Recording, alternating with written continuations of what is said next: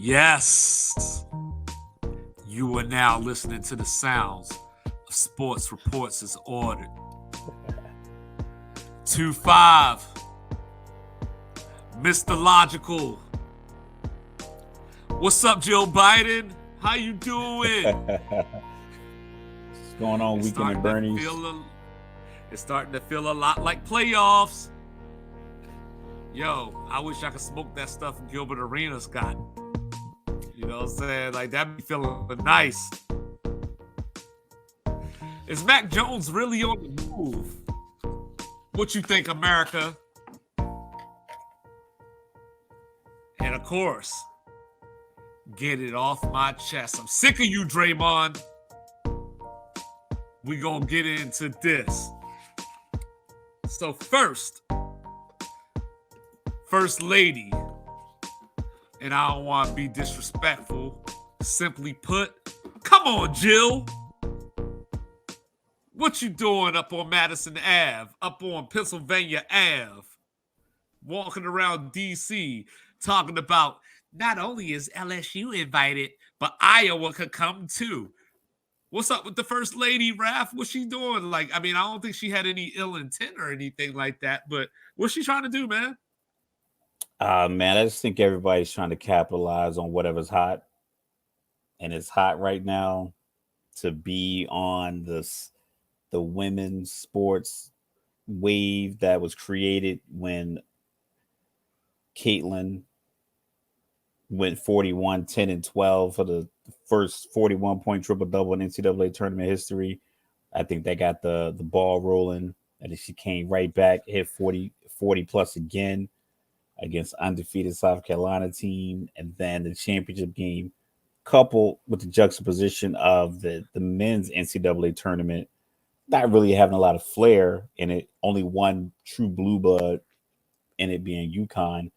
And then the fact that the 1 seeds and the 2 seeds and the 3 seeds lost so early that it ruined people's brackets, which then made people kind of disconnect from the tournament. Where the women, they play fundamental basketball, they play through the post. You know, some teams shoot a lot of threes, but some of the best players on a lot of these women's teams are post players, 4s and 5s, 6 for 2, 6 for 3. So the women play the game, quote unquote, the right way. And I think that's why the better teams make it far. And that's why it was such a shock when South Carolina lost. But it was shocking when they lost, but they needed one of these heroic performances by Caitlin to get them over the hump. So that just created this buzz. And then we all, know about the controversy, to act like you've been there, the ring finger, the you can't see me, the Tony Yayo. I mean, so, she hit it with the Tony Yayo. Y'all call it John Cena, but, we call it Tony Yayo. And I think people just it was such a great buzz. And I think she's trying to capitalize off of that. Like, I don't think it's any ill will. I just think it just might be poorly timed, like most of decisions made from that building in the last, 6 or 7 years. Yeah. Like, yo, America, can I tell you a secret? There are winners and then there are losers. Losers cannot get the same perks that the winners get. If the cute little blonde gets pulled over by the cops and she's wearing the little tight shirt and she don't get a ticket, Precious can't get away with that. You know what I mean? This is society, winners and losers. Precious can't get away with that. Precious can't get away with it, bro. She getting the ticket all day. But like the whole thing about it is like, look, I get the tournament had hype. This is the record-shattering ratings for a women's tournament. Absolutely understand it. It would have been great to see South Carolina there, undefeated, with a chance to cap off the undefeated season. But Caitlin came through and crushed the buildings. But it was funny because I was telling you earlier, I had asked somebody, who did Iowa beat? And he said, well, I know that Iowa beat South Carolina in the Elite Eight. No, that was the Final Four that led to this. So, like, first of all, this game had a lot of hype because of Caitlin's performances in beating South Carolina, and of course LSU being like a surprising Final Four team. But that's the But same hype when I, that the men's tournament played. If the men's played in that same, if the men's tournament played at that same way, where we weren't really paying a lot of attention to it, and then you had the Elite Eight, Final Four matchup, the 40 points, I think people would have jumped on it too. But I think with the maybe, men's but tournament, those guys, no one made it through. Like Houston didn't make it through. They would have been playing at home in the Final Four. They didn't make it. Alabama had all the storylines all season long. They didn't make it through. So I just think like the storyline of South Carolina matched up with Iowa, and Iowa but knocking but them off is like, whoa. but the thing is, that championship game was never in doubt. There was never a moment that felt LSU was going to lose that game. They led by 17 at halftime. They won by 17. And guess what? San Diego State lost by 17 too. And so looking at this, you know, Caitlin had a great tournament, probably one of the best tournament runs, men or women, that we've ever seen. But to just act like this game, I get the hype, but to act like this game all of a sudden was this all-time classic that deserves this. Like I go back to like 2019, Baylor against Notre Dame, Brittany Griner against Skylar Diggins and all this type of stuff like that. There was not. We've had UConn and Tennessee battles of the Goliaths for the national title that didn't Yeah, that's garner because the it's type of chalk attention. though. That yeah, it doesn't get I the mean, attention it's because not it's it's not chalk. as if well in the men's tournament, UConn was a 4, San Diego State was a 5, FAU was a 9. So, Miami was a 5. Five. It's not as if we saw an 11 against a 6 or something like that But true between Iowa indeed. and LSU. But with the men's tournaments, I think a few years ago, all four number one seeds made it, and that was like a big deal. But normally, it plays out to where at least one or two of them make it, couple of twos, and maybe you get a surprise five, maybe. And the women's tournament is pretty standard that, well, more common that the one and two seeds make it to the final four, or Uh-huh. there's an undefeated team either in the final four or in the championship game, a la UConn when Notre Dame beat them a few years back. So that it happens a lot more often. So with Iowa knocking off that undefeated team, like I said, coupled with the fact that the men's NCAA tournament was pretty much shunned after the 16 beat the one, it should have raised the excitement level.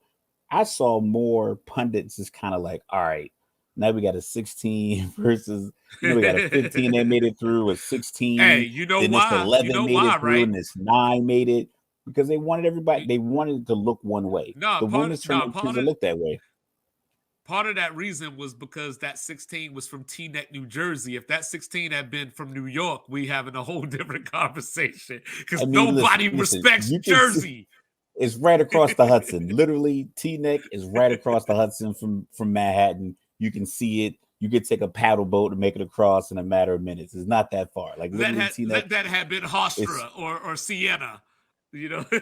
telling you, Teaneck is right there, right across the Hudson. So, but like I but said, I think but that they would like what Jill Biden was trying to do. If you looked at it from, if we play, if we'll play, I'll be the optimist, you be 2-5. This is why we call them 2-5, ladies and gentlemen, by the way.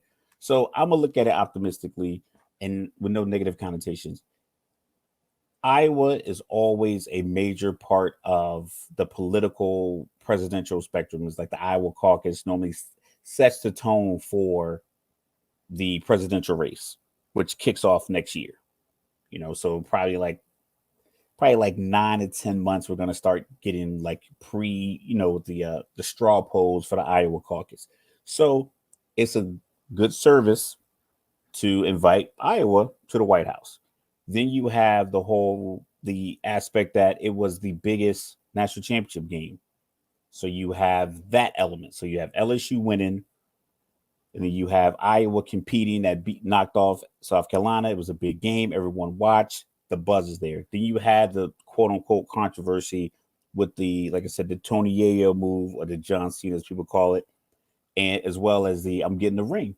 So I think that's kept the news. This is the second time we've talked about it. We've only talked about baseball once, and we talked about this twice.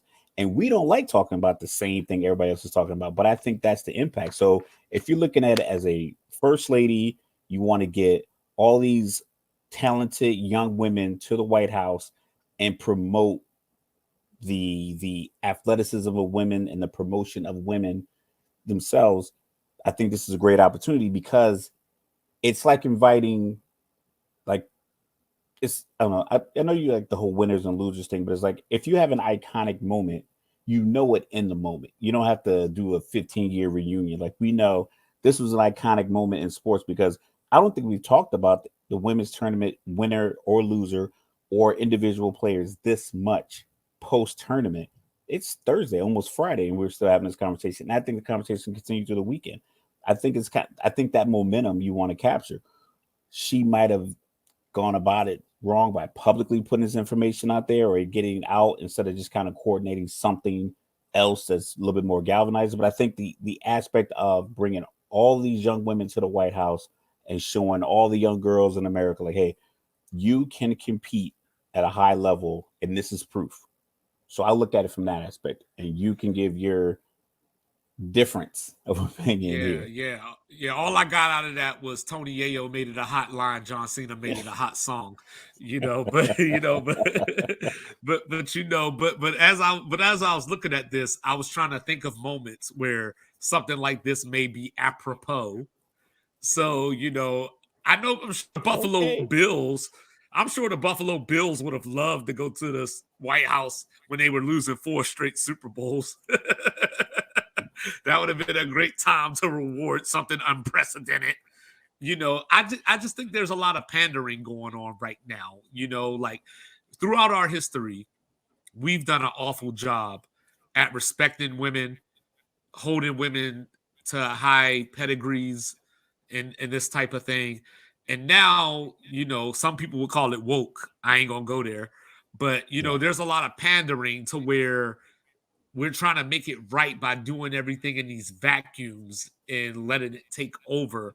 So instead of appreciating the history and acknowledging it and talking about it, the conversation we're having right now could have happened without Joe Biden. As I mentioned on Get It Off Our Chest the other day, where people were complaining, why are we talking about Caitlyn and Angel doing thing when we had a historic moment? Because y'all chose to talk about it. Yeah. The media controls what we talk about, not us as in our like sports is ordered, but just society at large. So when I'm looking at this, I have this quote from Vanessa Valdivia, the White House press secretary, quote, "The First Lady loved watching the NCAA Women's Basketball Championship game alongside young athletes and admires how far women have advanced in sports since the passing of Title IX." End quote. That's a beautiful statement. You know what, Jill? Get on the plane and go to Iowa City. And I know that she tried to talk to LSU before the game. And according to Angel Reese, she said no because they didn't have LSU getting out of the region. So they didn't want to talk to them because you didn't have us going far in the bracket. So Yo, I Jill already mean, like, started off on this the screams this entire, like, the whole energy that the LSU team gave off, the energy that Caitlin gave off. It it's what we want from the men's tournament. Is what people right. expect from the men's tournament, I want it from and we didn't get everybody. any. And that's the thing, like, we didn't get that this year. And the women took it up. They were like, "Yo, okay, cool. Y'all don't want to be the man in these streets. We'll be the woman in these streets, and we'll take it over." And I Well, think maybe they had Jill. all that. I don't know a single, like, I'm not we have a sports podcast. I don't recall any player in the men's tournament that had an impact that's gonna last. Like, we talk about Wally Zerbiak still. We talk about the O'Banions on UCLA. We talk about Steph Curry. We talk about these amazing rounds. We talk about uh, Butler. We talk about all these players and all these events. Christian Leitner, all these guys that made names for themselves in these tournaments. Even go back to the women's side: Uh-huh. Rebecca Lobo, Shmiga's Holtzclaw, Candace Parker, you know, Brittany Grinders, Skylar Diggins. All these. it had. I don't think there's a single male player this year that, when the tournament ended and UConn won, anyone said, "Yo, did you see that performance by Marcus?" Blah blah blah. It wasn't one. The women had that, so they're hot, and it's a hot. It's entertaining. It's the part of this is the sports year. This time of year, you got March Madness, you have NBA playoffs coming up, you got the hockey playoffs, you got baseball just started, you got the NBA draft. I mean NFL draft, prepping right, and they're gonna roll right into the NFL draft between April and the end of June. This is a live time to be a sports fan. And the NCAA men's tournament didn't give you any fire. The women gave you fire. And I think her honestly saying, hey, watching them play this tournament, this championship game, inspire her to bring them both. But see, but I that's where get I the disagree, tradition. and that's where I disagree because I think the women's tournament got that spark once we got to the Final Four, But the men's tournament still had buzzer beaters, down to the wire games. It just wasn't the teams that people wanted to see in those games. No, San it's not Diego about the State, teams. it is because you Give talked me a about how name. You talked about how San Diego State, stepped out of bounds on the Yeah, game-winning no shot one by talked about Lamont it. Butler. See, there's No the one name, talked Lamont about it. Butler. It's that Yeah, no one, no one talked the about it. No crazy one part about it readdressed though, it. Nothing. the Nobody crazy part cared that he about it potentially though, stepped out of bounds. the crazy part about it though, if that was Kansas against Houston, we're talking about that as an all-time great NCAA moment just because it was Kansas involved. So the teams have Okay, something to do with it. I'll give you that piece. But in the same sense, the reason that people talked about Caitlyn is because she put the game before that, and then she followed it up. Not Right, one right, player in the right. NCAA on the men's side gave you a storybook. Granted, it shouldn't be a Well, storybook; it should be no, a they sports fan. they didn't give They you didn't give no, you anything. they didn't give you 40-point Who won the games, most? but Who won the most outstanding player? Adama Sanogo, who I was just about to Okay, talk about, but yeah, Anthony Davis won the most outstanding player, and he had 2 points.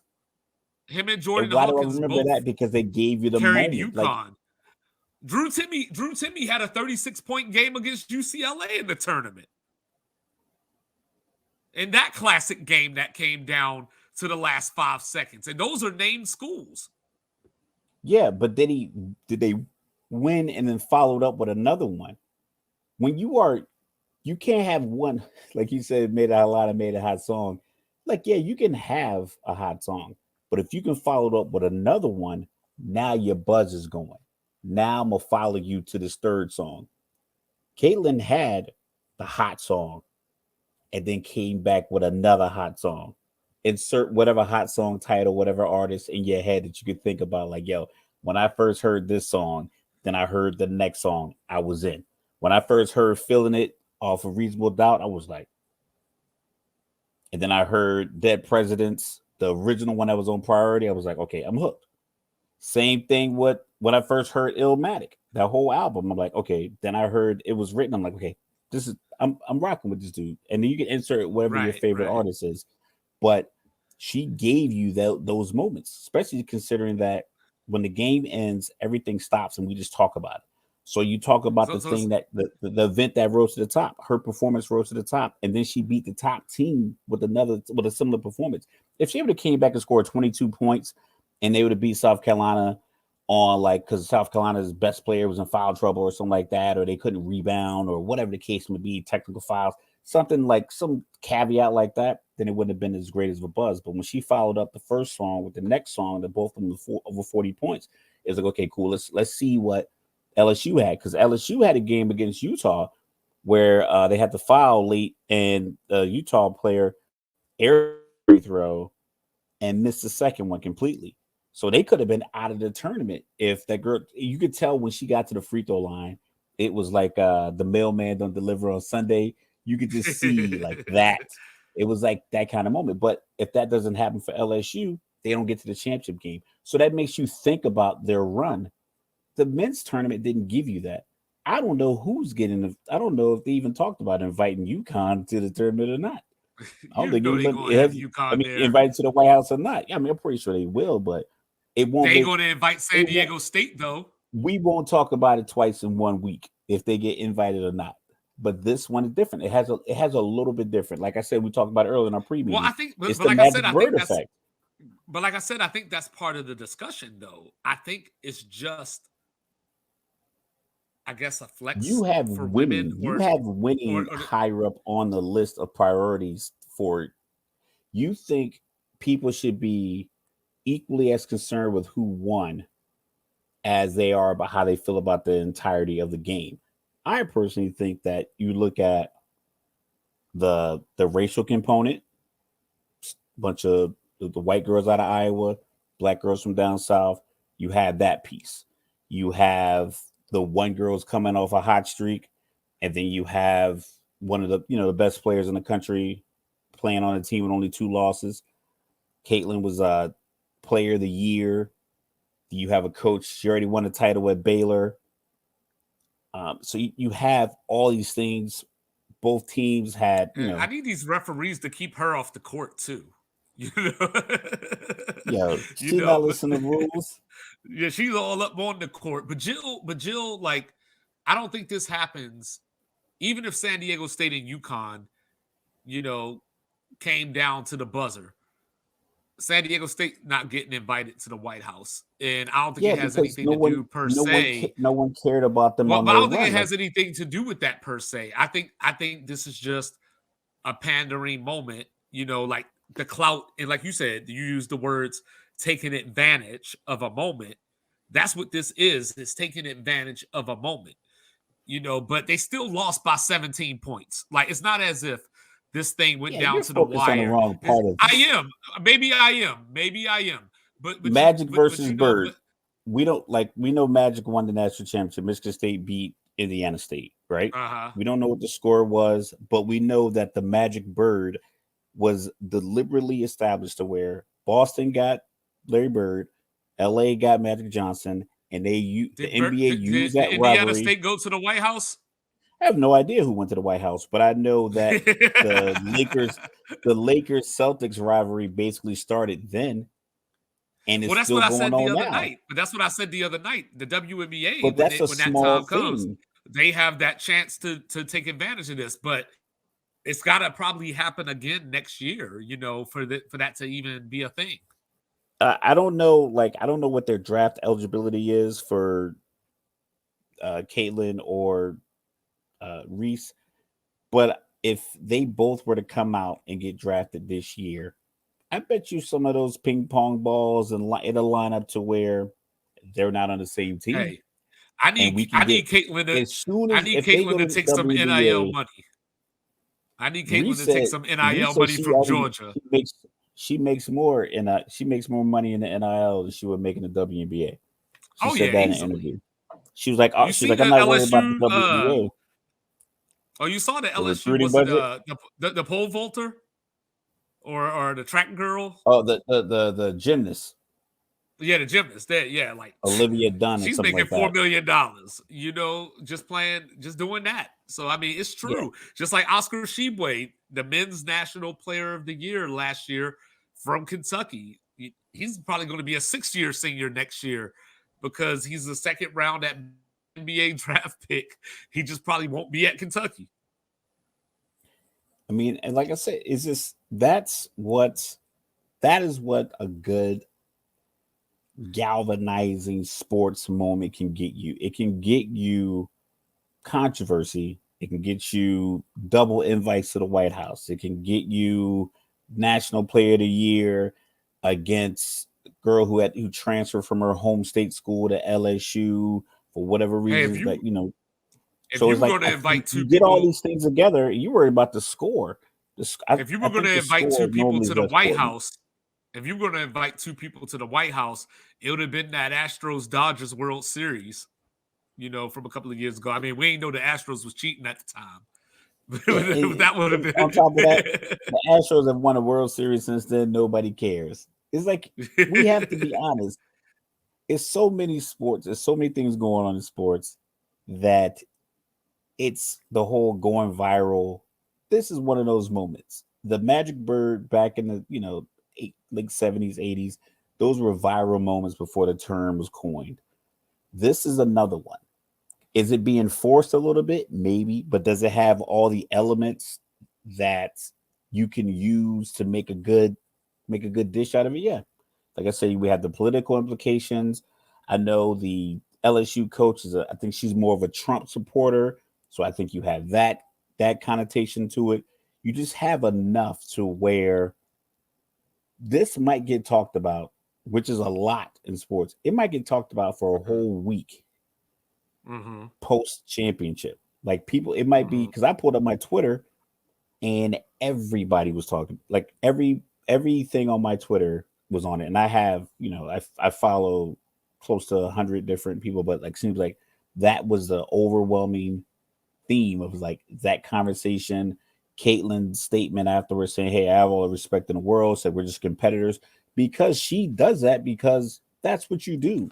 That's what Steph does. That's what LeBron does. That's what Luca does. That's what KD does. I mean, these guys. That's what Pat Beverly literally made $100 million in the NBA off of what they did with way less points. Like I mean, if you think about it, then like I said, was well Austin Reeves hit him with the too small move. It's like this is what we had growing up, 80s and 90s. This is what we had. Aside from the tough defense, we had personalities in our sports. Deion Sanders is the reason I'm a Falcons fan because I saw him high stepping after an interception on AFN on a TV that was smaller than the monitor I'm currently using. And I've been a fan since 1991 because of it, because of his personality that shined through in his play. He's like, you don't have to come out here and dim your light. Caitlin didn't do it. She was like, listen, I don't care. Can't see me. I'm out Mm-hmm. here. Oh, you down by 15. Shut up. I'm good with that. I'm good with that. I'd rather you say that than just be like, oh, well, we both try really hard. Nah, you're competing. But I think that's what Jill did. I think that's what Jill did. Iowa tried so hard, and you know what? Like they just the game is just so elevated right now in this 17-point loss, and I just think that Caitlin We just have talked about no, this no, twice this week, winner, man. winner, We winner, talked chicken about it, dinner. and we don't like doing this. We have talked about it. This is our 60th minute Yeah, we having this don't like doing conversation it, so about I'm this. moving on. I'm moving on. So how about that? T5, I'm telling you, this is why we call him 2-5, man. Everybody can get $1 yo, million. He'd be mad. Like, why everybody get $1 million? They yo, ain't so doing nothing to get straight that up million and dollars. straight up and down, 15 ago, I'm looking at my phone, right? This is like the most important OKC Utah Jazz game in the history of life because it may determine whether Dallas has a chance to make the playoffs or not. So it's beginning to feel a lot like playoffs. What's your opening thoughts on these upcoming playoffs? It's it's like it's the mediocrity of so many of these teams that we you just talked about the winning aspect of sports and why that's more important. We have had more conversations about the teams 5, 6, 7, and 10 and 11 because no one's really talked about the Pelicans much. The Timberwolves are just there. We're just assuming they're happy to be there. And the Mavericks, Thunder, Clippers, Warriors, Lakers. Those five teams have had more conversations on more networks, including our channel here, than all the other teams combined. But it's interesting. I like it. I don't like teams. I don't like a team that's 38 and 42, like fighting their way into the playoffs. It's like I Hey, think you're you're Mr. better off. Play-In though. I like the play in because, like I said, if you were playing, because right now the Pelicans are 41 and 39. I think we'd be more competitive, like versus the old mode where you're basically, if you're out of it in March, you were just phoning it in. But the Lakers essentially would have been out of it in March, and then they went on a nice little run the last few weeks or so without LeBron, like the last month without LeBron. They went a nice little run. Now they got themselves into the play-in, and it makes it interesting. Like like I said, you can charge the prices of the tickets you want because teams are playing hard. But if you look in the East, 7, 8, 9, 10, like pretty much the only things at stake is the Heat and the Nets. One's gonna be 6, one's gonna be 7. But everything else is pretty much determined.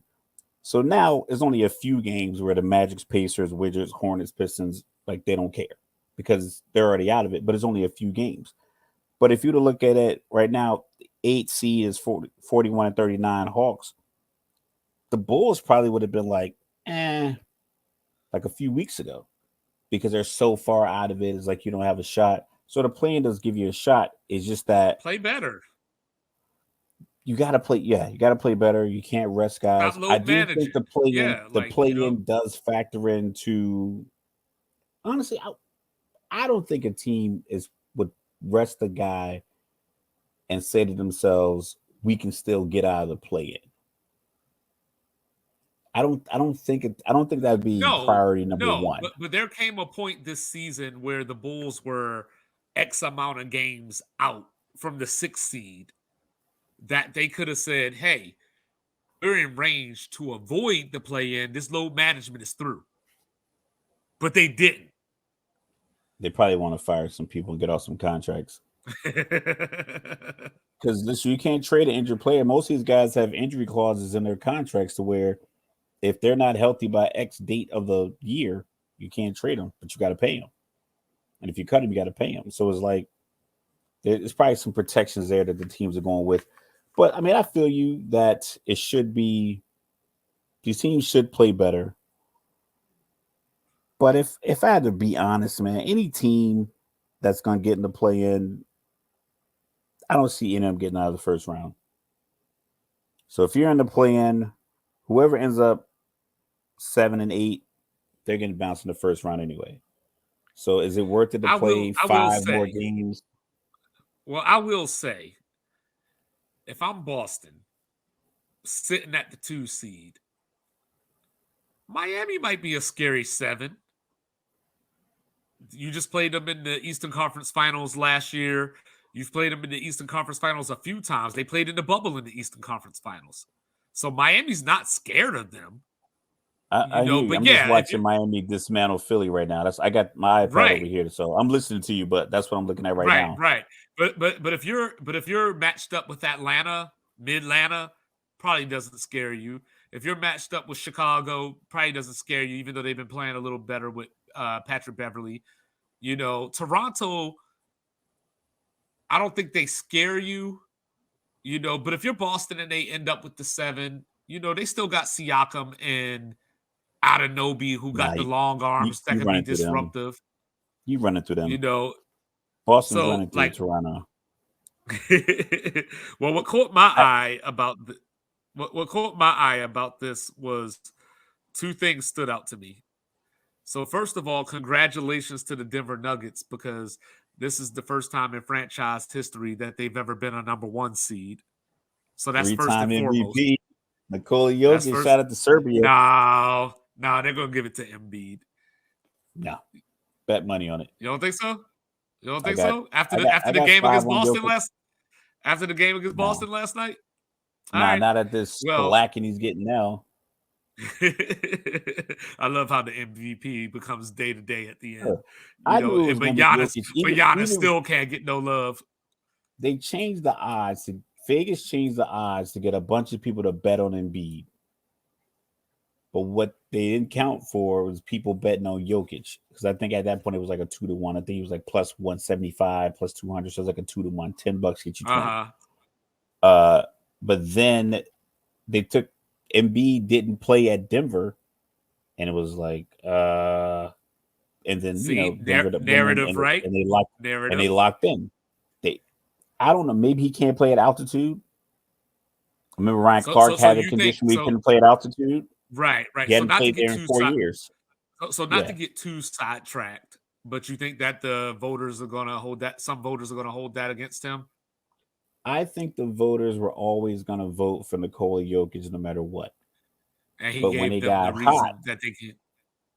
Yeah. So when it got hot that people wanted Embiid, people want Embiid to be MVP. It sucks that he's matched up with, you know, it's the same. I mean, it happens. It happens to a Yeah, lot of like it's like athletes. y'all was gonna break up a couple of months ago. She decided to stay and you didn't take the trash out, and she called you irresponsible and broke up with you. I mean, it just happens. Like you just certain things in the sports world just happen that way, where you just match up with a guy that you just run into.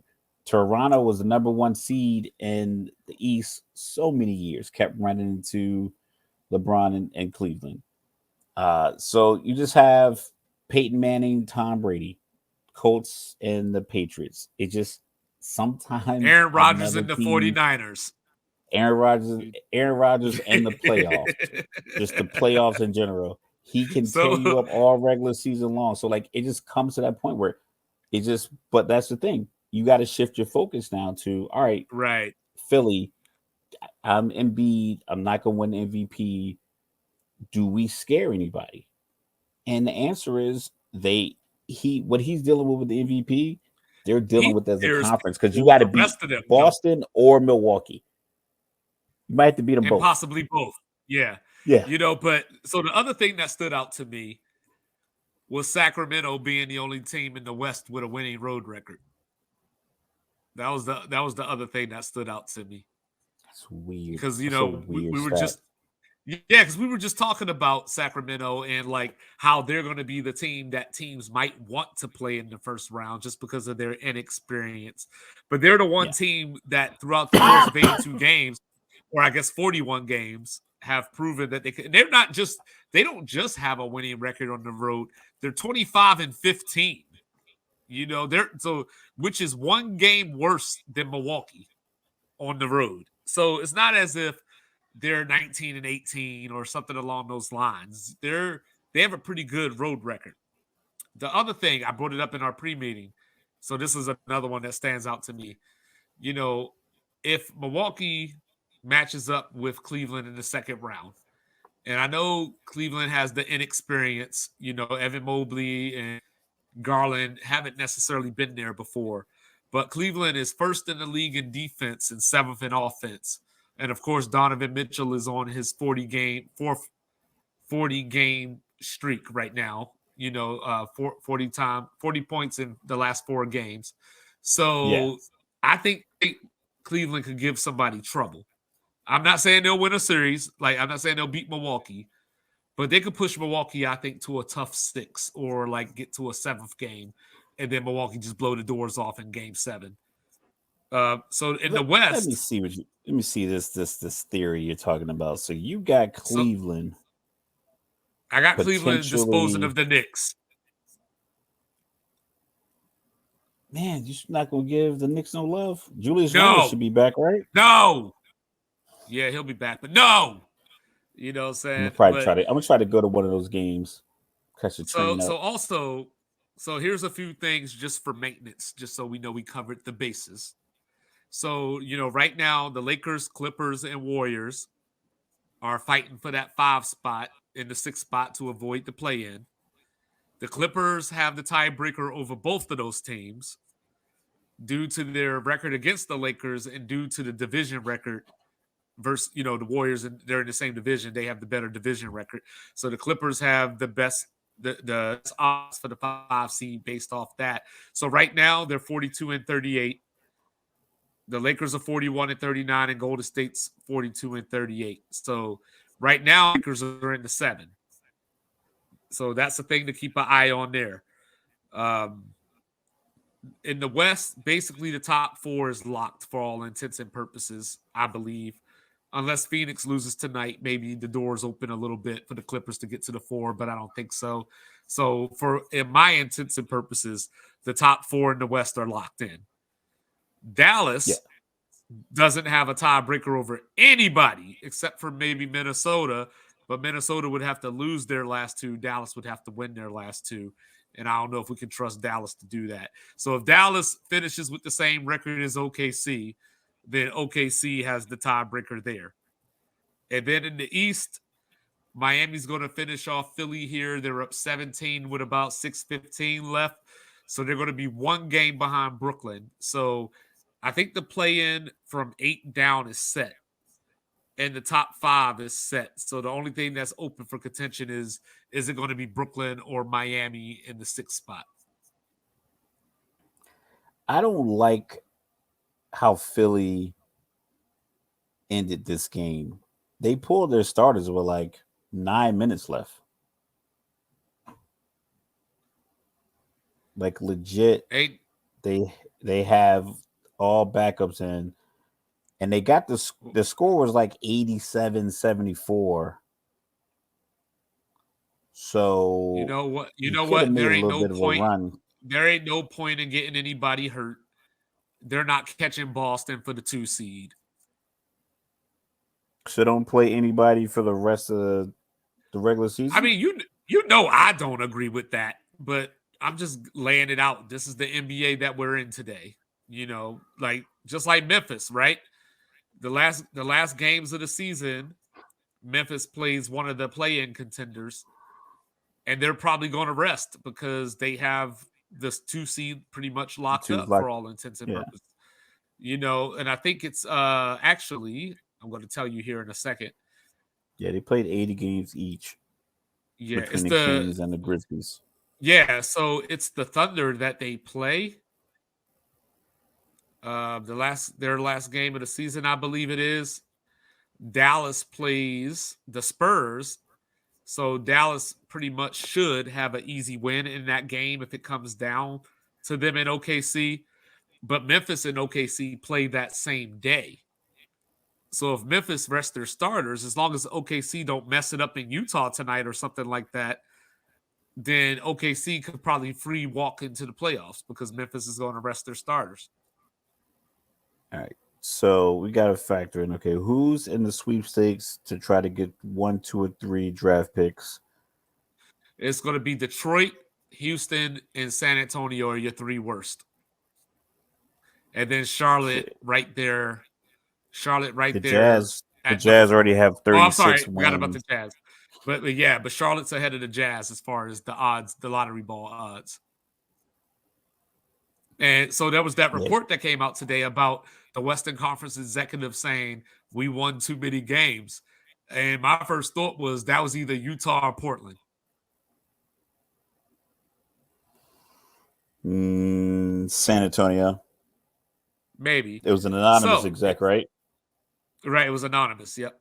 So is there a particular playoff series that you're looking forward to more than others based off of where we sit right now? I think uh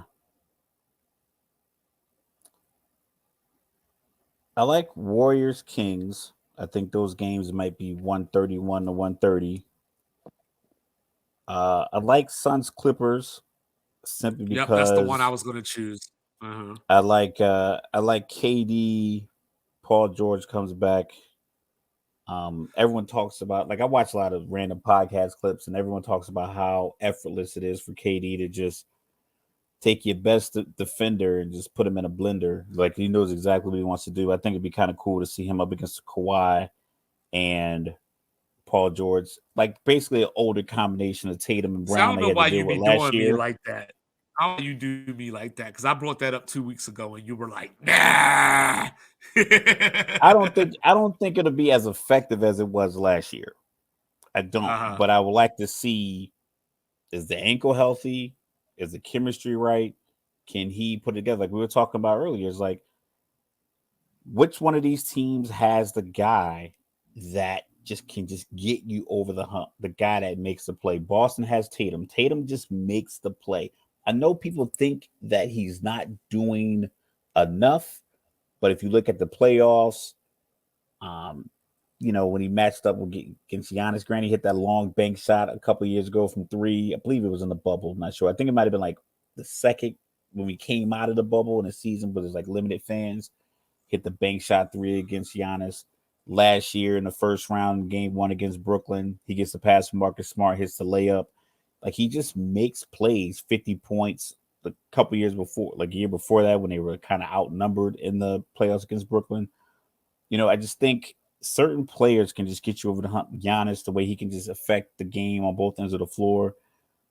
Jimmy Butler, the way Jimmy Butler can just will guys to victory. I like those teams. I like those matchups. I don't think Philly has a guy like that. So the 3-6 matchup of if Philly gets the Heat again, there literally shouldn't be a person in the NBA that could stop Embiid from getting 40. Well, Jimmy He can Butler's shoot been the doing a good three. job on him tonight. He shoots 80 something percent from the free throw line. And he's 7 feet tall, 280 pounds. He should be dropping 40 all the time. But for some reason, it's like it just doesn't feel like in the playoffs Because you know what? he's the equivalent of what Shaq was as far as like the size, the speed, You the know what? athleticism. It's because he think he Trey Young. He just sits around Even and with the cries three. all. I know, but I'm just saying Oh, he the just sits foul around and calls. cries. He cries all game long, and then instead of posting somebody up because we don't do that no more. The women do it, but we don't do it. He Yeah. just gets the ball at the top of the key, turns into Olajuwon mixed with Allen Iverson, and when he don't get the call out, he takes a few plays off, and it affects his game going Why do forward. these guys care that much about the foul call? To me, I find it easier to hit the layup through contact, or just as easy. Like if I'm going to the rim and I'm gonna lay the ball up, and I'm 5'8.5", 5'9" on a good day, get the contact, lay the ball up.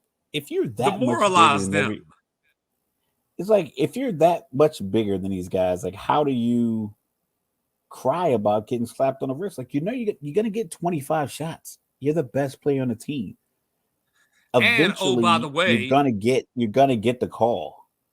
you're still probably going to shoot somewhere between 10 and 12 free throws. Easy.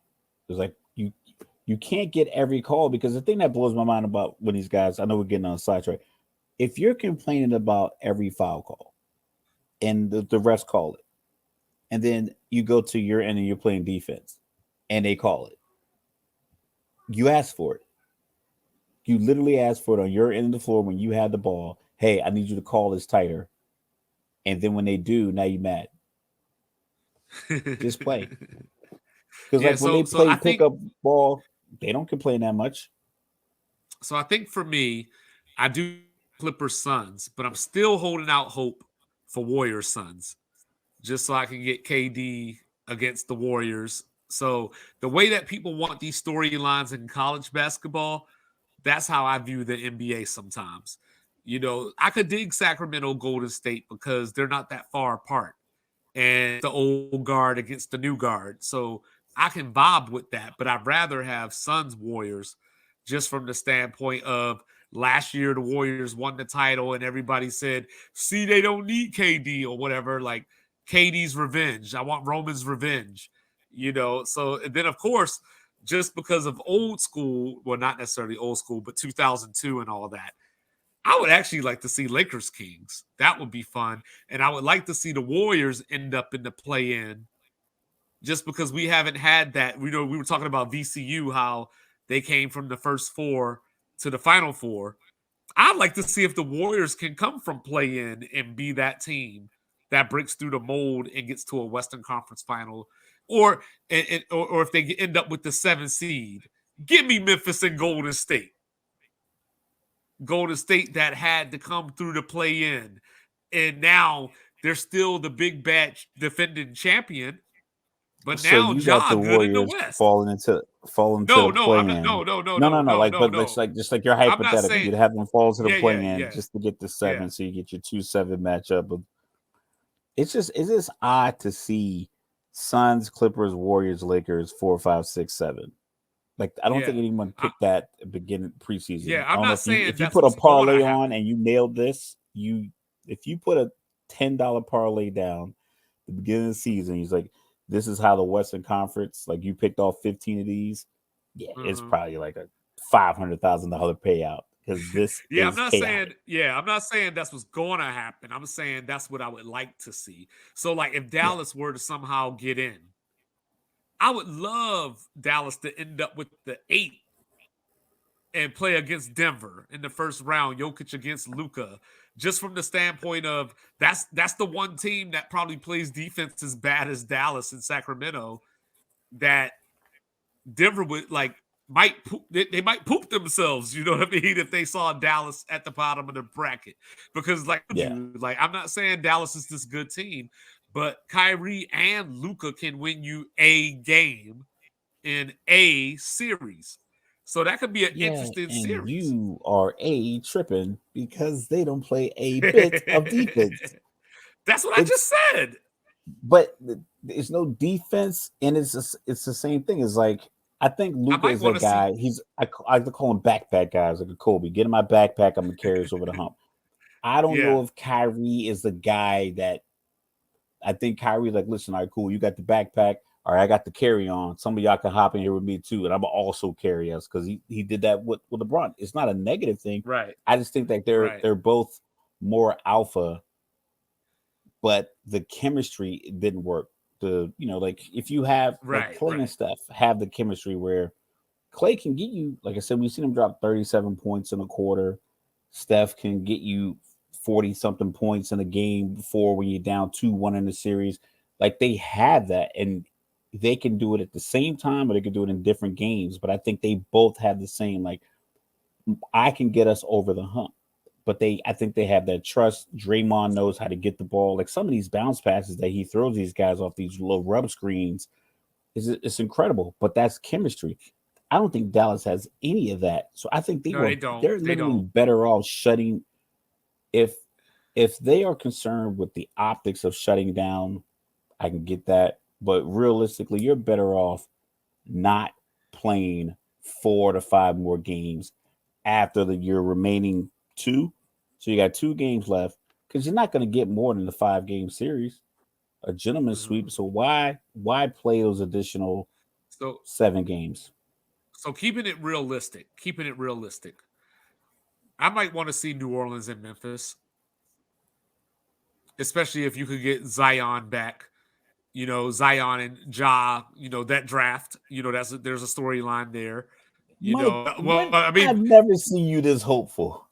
I've never seen you just ignore facts I'm telling and no, no, ignore no, no. real I'm t- evidence. no, That I'm dude telling not you playing. no. The question You're was, not getting what do it. you no, the question was what do you want to see? I didn't say these are things that are going to happen. No, I'm no, no, telling you no. I'm things that talking about I the would fact that like you to even see. want it. Like you're wanting something that I don't think it's gonna like it can happen. I like the Yes, it matchup can. idea of the teams that are actually playing. I like that. Right, right, It's right. like you have that Aaron Rodgers, we're not mathematically out, and then you play the whole season, and now you're trying to go to the Jets. You could have just sat, let Jordan Love play. Maybe he would have been terrible. And then they'd be like, hey, Aaron, you know that $59 million we want to give you? Yeah, we're gonna get rid of this Jordan Love guy. But now they're like, well, you didn't give us any choice, so you're out because you were thinking a little too much in the fantasy realm with the ayahuasca. Right, right, right. It's the teams at the bottom. All I know How we is dislike the NCAA tournament for these low seeds making it on. NBA is gonna be, man. Like realistically, all I one know through is four are probably gonna win their first round. hey, all I know is right. We got Phoenix and Denver tonight. Hopefully Jokic plays because I I don't want think to see that. anybody's gonna play. I hope tomorrow night. Tomorrow night we got Golden State at road game. Road game. We got Golden State at Sacramento. We got Phoenix at the Lakers. And of course, we haven't seen KD and LeBron match up for 2, 3 years or something like that. One of them's gonna You sit. know, I hope not. Yeah, I really, really, really, really hope not. You know, on April 9th, you know, which I believe is Sunday, maybe on Sunday. Easter. Yep. Shout Yeah, out to my on pops. Happy Easter. birthday. Happy birthday, pops. We got Philly and Brooklyn, which could be a first round preview if they play players. So I mean, I don't know. We got clip guns. I don't know if anybody's going to play because Phoenix will probably definitely have the four locked up by then. So we got So 2 games left for most of these teams. Three. Well, Philly's playing their 80th game now. So we got 2 games. I mean, a lot of movement can happen. And I'm excited about the movement, but I'm also realistic that these teams wouldn't be 41 and 39, 41 and 39, 40 and 40, 42 and 38 if they had championship pedigree currently on their roster. Not as individual players, but just like currently as their rosters are all constructed, you would be in a better position to win. It's rare that we had Akeem Olajuwon in Houston, they were 6 seeds, won the NBA championship. That was 28 years ago, something like yeah, that that, was like 27, 28, in 96 between maybe. in that Jordan retirement window.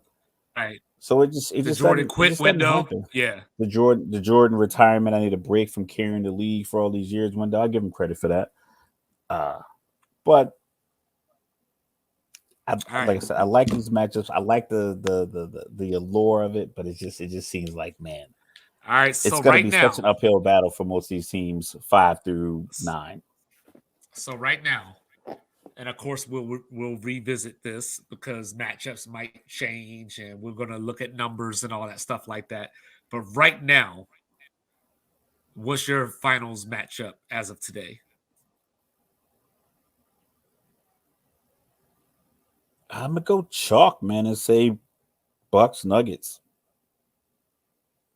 Yeah, I was gonna say I just think that their best players, each team's best player, is the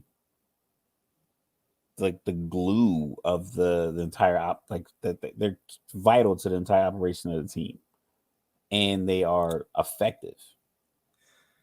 yeah. For right now, I'm gonna go Boston, Memphis. So I'm gonna take both the 2 seeds right now.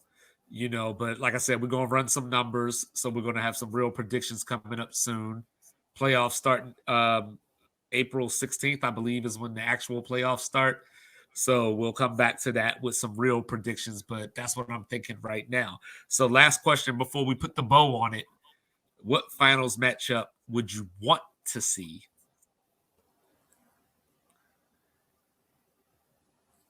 I mean, I think a Warriors Boston rematch would be kind of dope, like the new rivalry.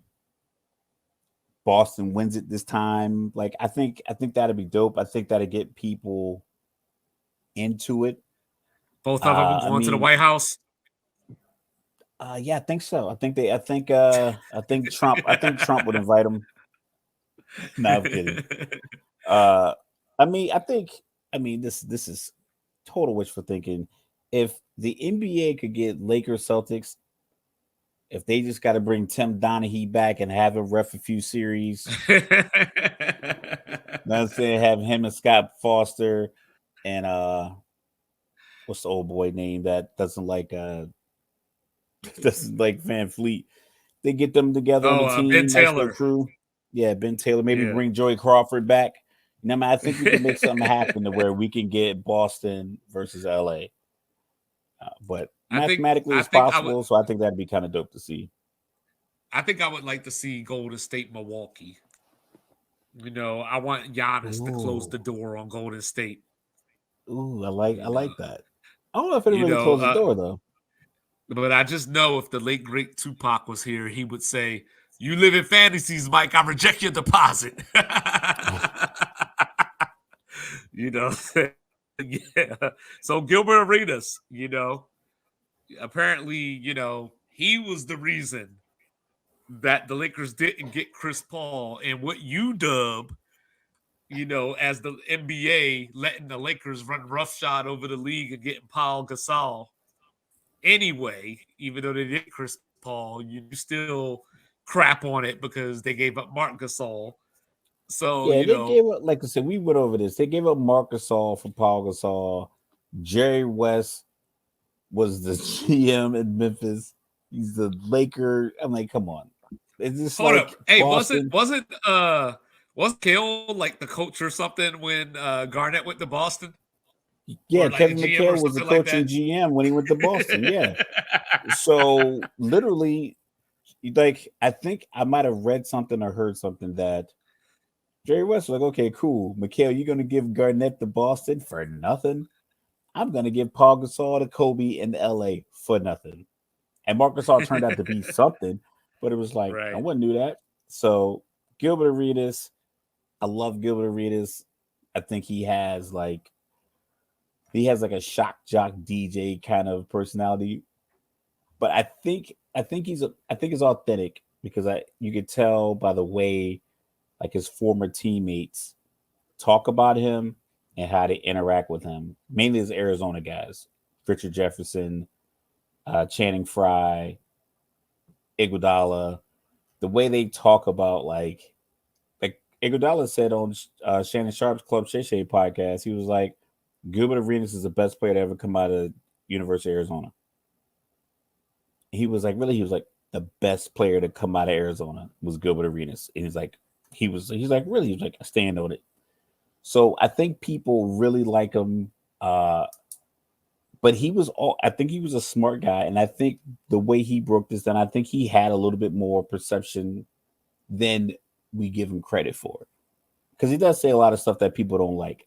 But one thing that he said that he did, he purposely had himself slip to the second round so he can get his contract extension earlier because second rounders weren't locked in to the same length of contract as a first rounder. He's like, I knew I was going to be good, but I knew it wasn't going to be a lottery pick.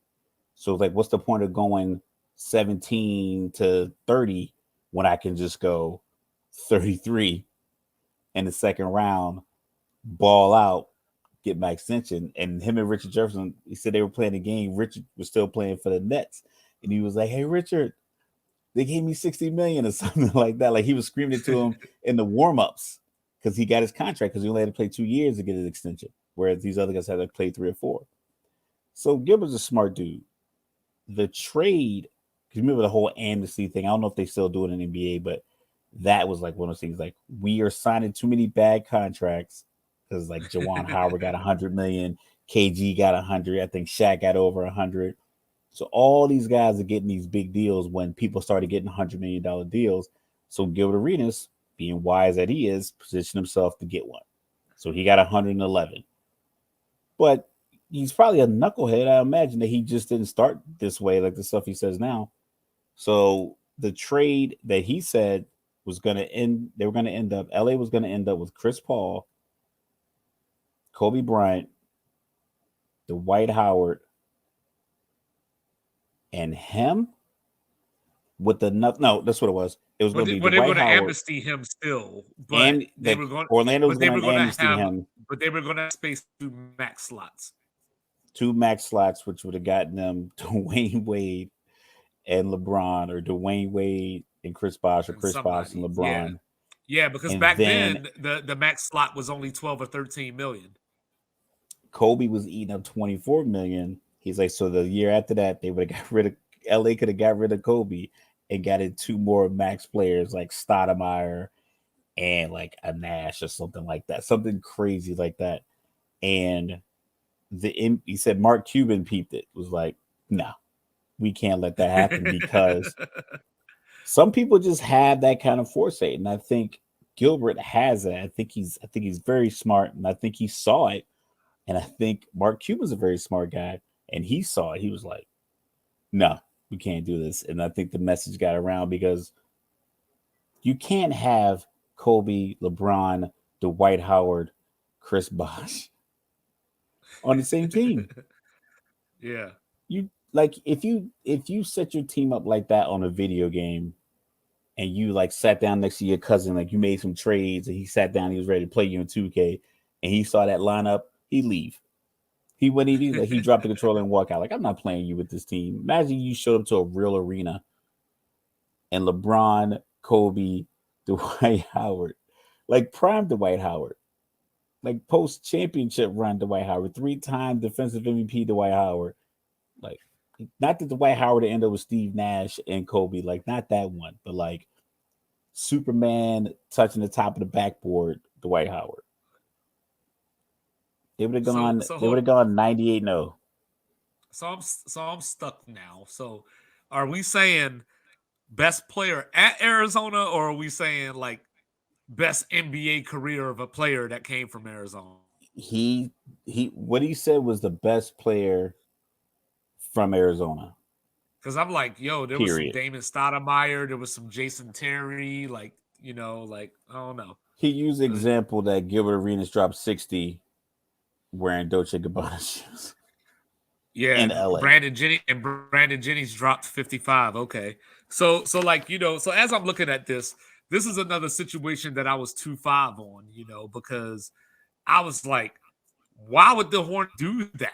And then I had to think back to it, and I was like, actually, David Stern was running the Hornets at the time, so Because the like league, he no had one owned the team. right, right. So he had a responsibility, in my opinion, to not jack it up for whoever was going to buy the team. So that's first and foremost. I'm not going to do anything that is going to make the next owner not want this team, and I can't make this trade where this team we're trying to find an owner for this team, and they got the absolute of this deal. Now, I know Laker fans get upset at me when I say stuff like that because they just wanted Chris Paul on the Lakers by hook or by crook. But that's another two moment because I didn't want Chris Paul on the Lakers. Not because I hate the Lakers, because I do. Lord knows I do. But it has nothing to do with Lord that. knows I do. Yeah, it has nothing to do with that. So, reading this, you know, Paul Gasol would have went to the Rockets, and Lamar Odom would have went to New Orleans to bring Chris Correct. Paul back to LA.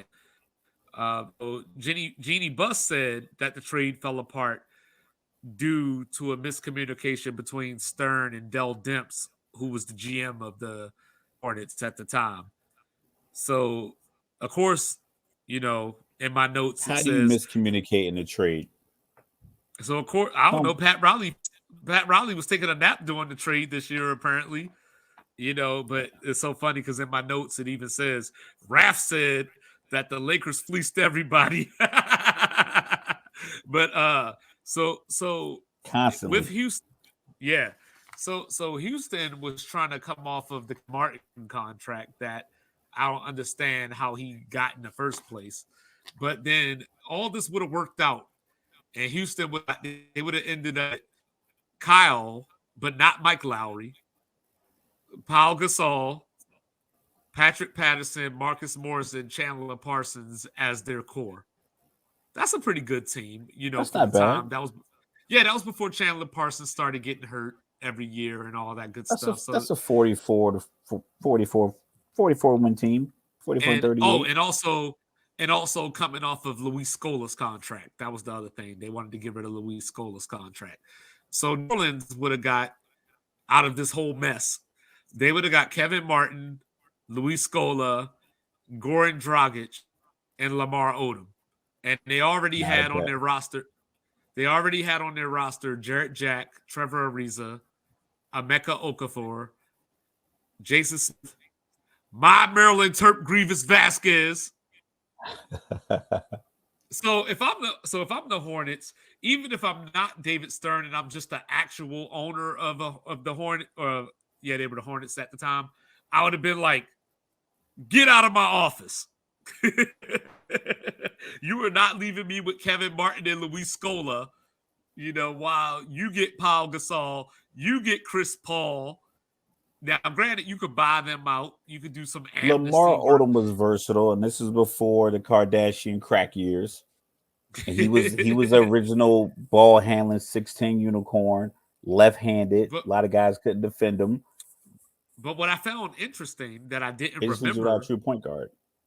yeah, what I found interesting that I didn't remember at the time of the trade was once the deal was over, like once they decided that the deal wasn't going to happen, I forgot that the Clippers had brought in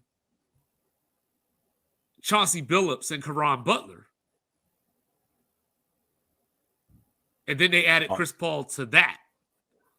They added Chris and Paul that's to what that. everyone was like, "Yo, you really gonna veto the Laker trade and then let him still go to LA but to the Clippers?" Right. Right. So with that, Eric Gordon and Chris Kaman would have went to New Orleans as well. They had the expiring contracts because Eric Gordon was involved. Because remember, there was a few years They where would have had a good squad. Just they would have been without Chris Paul. I don't think so it's not. they I don't think it was a bad deal for them. If we think, because granted, we think about it in hindsight, they we would have know like probably what ended these up they guys would end have up being. probably ended up near the lottery, so it could have worked out depending on who was coming out to draft that year and all that stuff. Because that might have been the Kyrie draft if I remember correctly. Kyrie So, was so they 20. When did LeBron? No, Kyrie was 2012, was right? he 12? Okay. Because LeBron Because left this summer. would have been 11. This would have been Yeah, 11. yeah. So coming out of 2011 lockout, so that's when LeBron went to But that's what I'm Miami. saying. That season would have played, and I think they would have been in play for Kyrie at the end of that season. That would have been 2012, and they might have been able to get Kyrie in that draft. Oh yeah, but they would have to be one. If my math is No one correct, was going to be right? If worse than Cleveland. yeah, that's probably Cleveland was true. awful. Yeah, no one was going to Because be worse than Cleveland. because I remember this. Like Eric Gordon for like 2 or 3 years kept trying to leave. Like I'm gonna sign with Phoenix, but then the Hornets would match. Like I'm gonna go to the Hornets from the Clippers, but then it fell through and all this kind of stuff happened, and Eric Gordon was just kind of in limbo. And this Reminds started me of the the Air whole. Force. I asked to This leave started. Hill, they said no. I asked to stay, they said no. I was like, what do you want me to do then? Yeah, and this was what started the Clipper run of Blake Lob Griffin, City. DeAndre Jordan, and all that. That apparently I was the 2-5 and only person in the world that didn't see them as a championship contender. But if LeBron going to Miami caused what it caused, I could just imagine how awful this would have been for the NBA to end up with Kobe, Dwight Howard, 2 max slots, Chris Paul. The NBA would have been over. Like, forget Durant going to Golden State. The NBA would have been over. And we wouldn't have a GOAT conversation.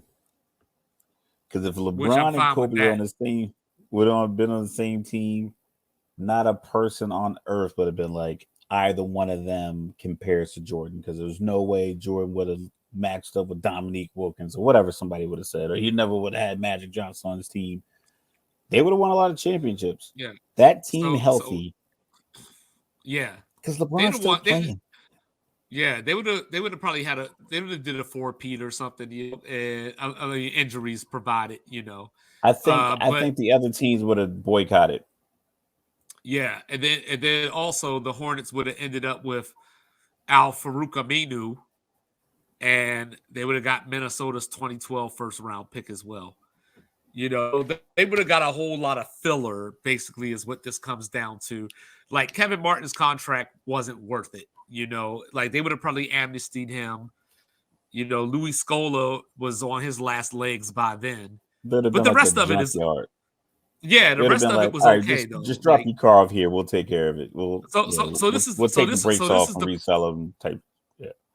so this is the core problem because Kobe gets his the way that it ended up.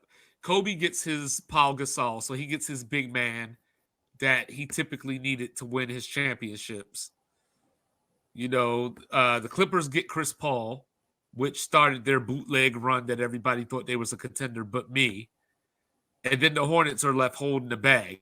Now, if it originally goes down the way that it's supposed to go down, then maybe Houston's a contender with Paul Gasol, depending on what they had on the rest of their roster.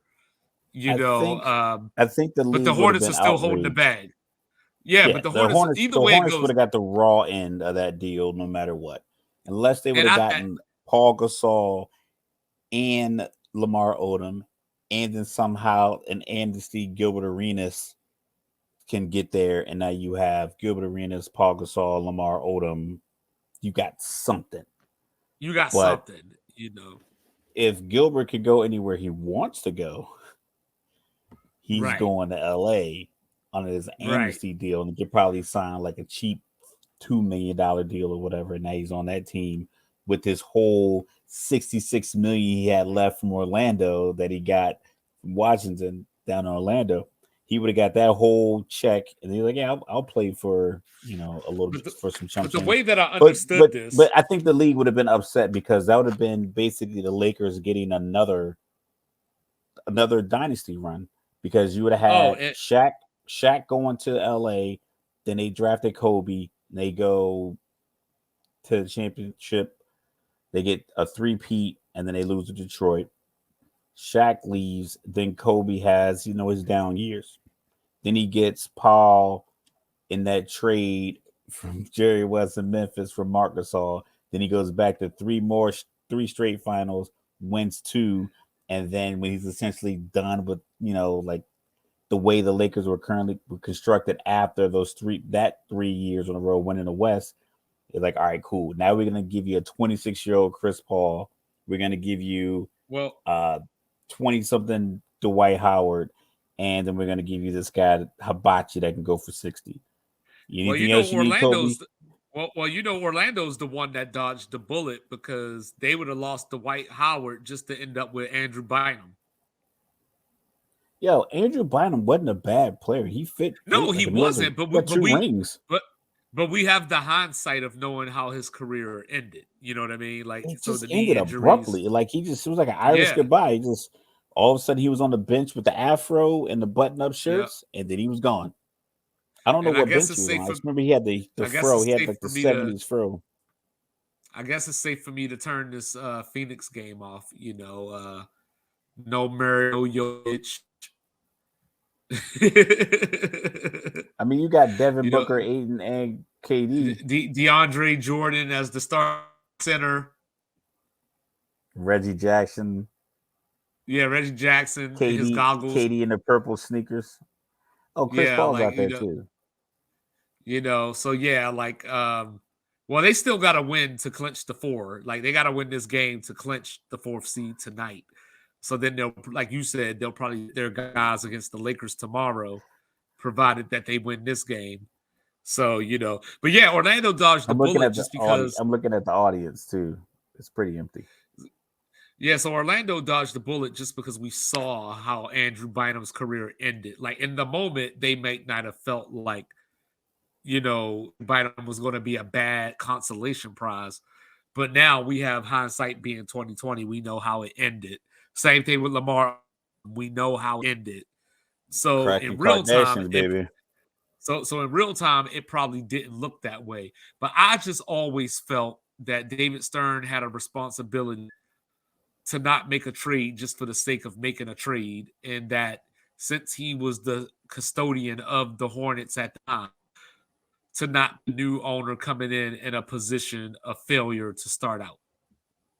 Yeah, they just sold him to the Saints owner anyway. Probably gave him a nice Yeah, hometown they did. I discount. mean, but we didn't know at the time. Yeah, like so, but yeah. So I never had a problem with Chris Paul not going to the Lakers. Like I would have loved to probably seen Chris Paul play with Kobe because I just imagined it would have been great basketball. I was a I big don't think Kobe so. guy, I don't know if it would have worked. I think it would have worked. I mean, if Chris Harden could make a Western Conference Finals with James Harden, why not? I mean, I want to say it could work. I just never seen Kobe with a traditional point guard because Derek Fisher wasn't They a traditional point guard. Well, they would He have just was definitely dude clashed. dribbling the ball. They would have Um, definitely clashed because they I both don't had think the that like triangle doing two. was it. Who was the coach then? Because Phil wasn't the coach. Phil was done by then, Mike right? was that was 2011. that was that that wasn't D'Antoni, was it? Let's see. Because I know that the Lakers had Mike Brown for a few games, fired him one season. Yeah, it was Mike Brown. So Mike Brown was the coach in 11-12, coached like the first 5 games of 12-13, and then they fired him and brought D'Antoni in.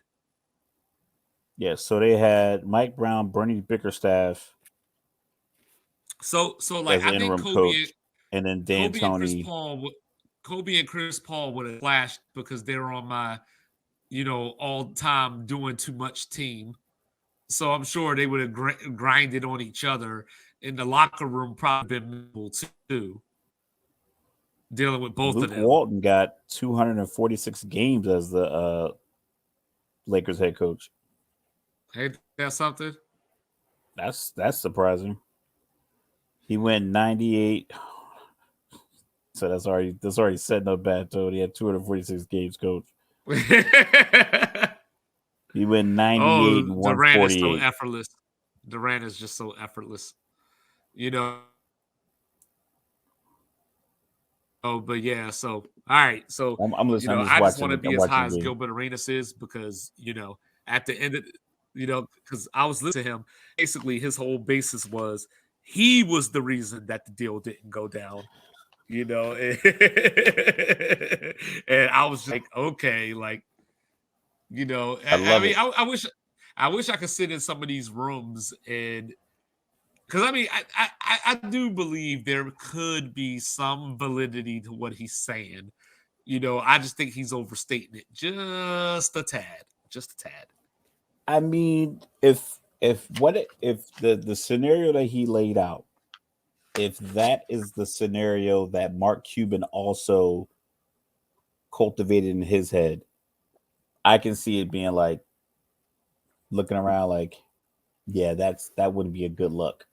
But speaking of which, before we move on, it makes me think like Mark Cuban had Dirk, and they ended up winning the title later with the old team. But I was sitting around thinking today as I was looking back through this, and I was like, hey, they had Dirk, Steve Nash, Michael Finley, and pop quiz real quick. Pop quiz real quick. So after all that, Dirk played with one All Star the rest of his career. You remember who that was?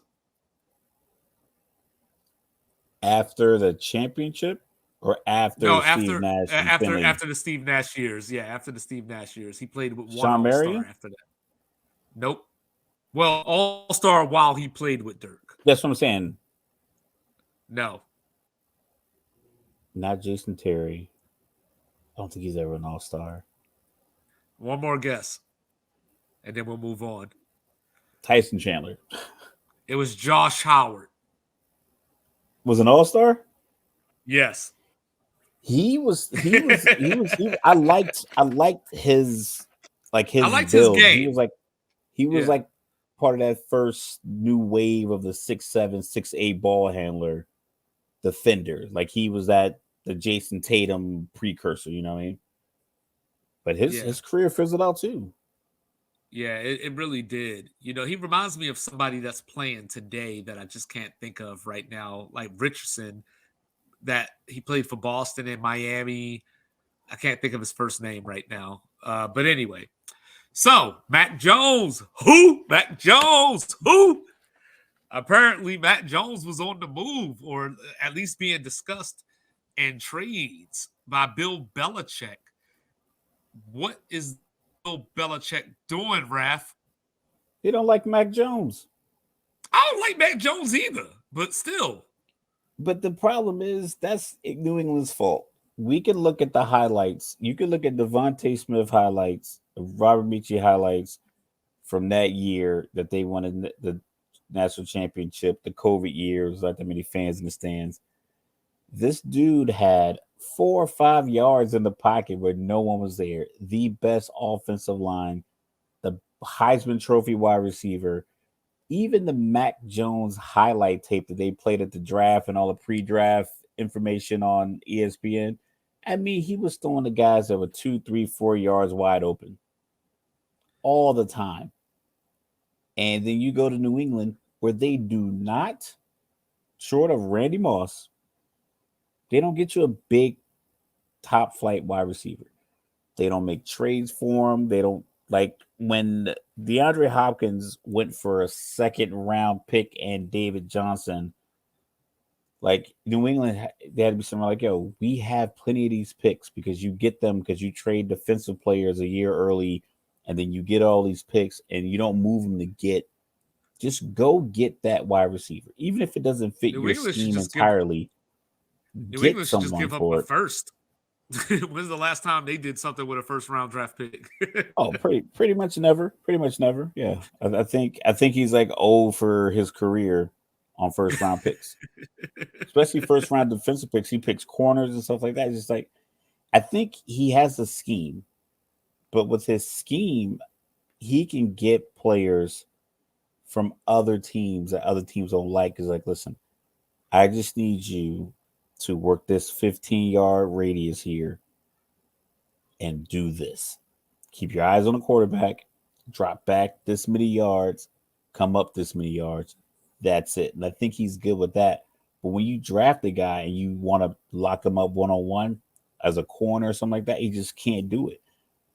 So with Mac Jones, it's like I think Mac Jones is one of those guys that can't do the next thing that you need him to do. I don't think he can get you. I don't think he makes deep throws at all. I don't know if they don't call him.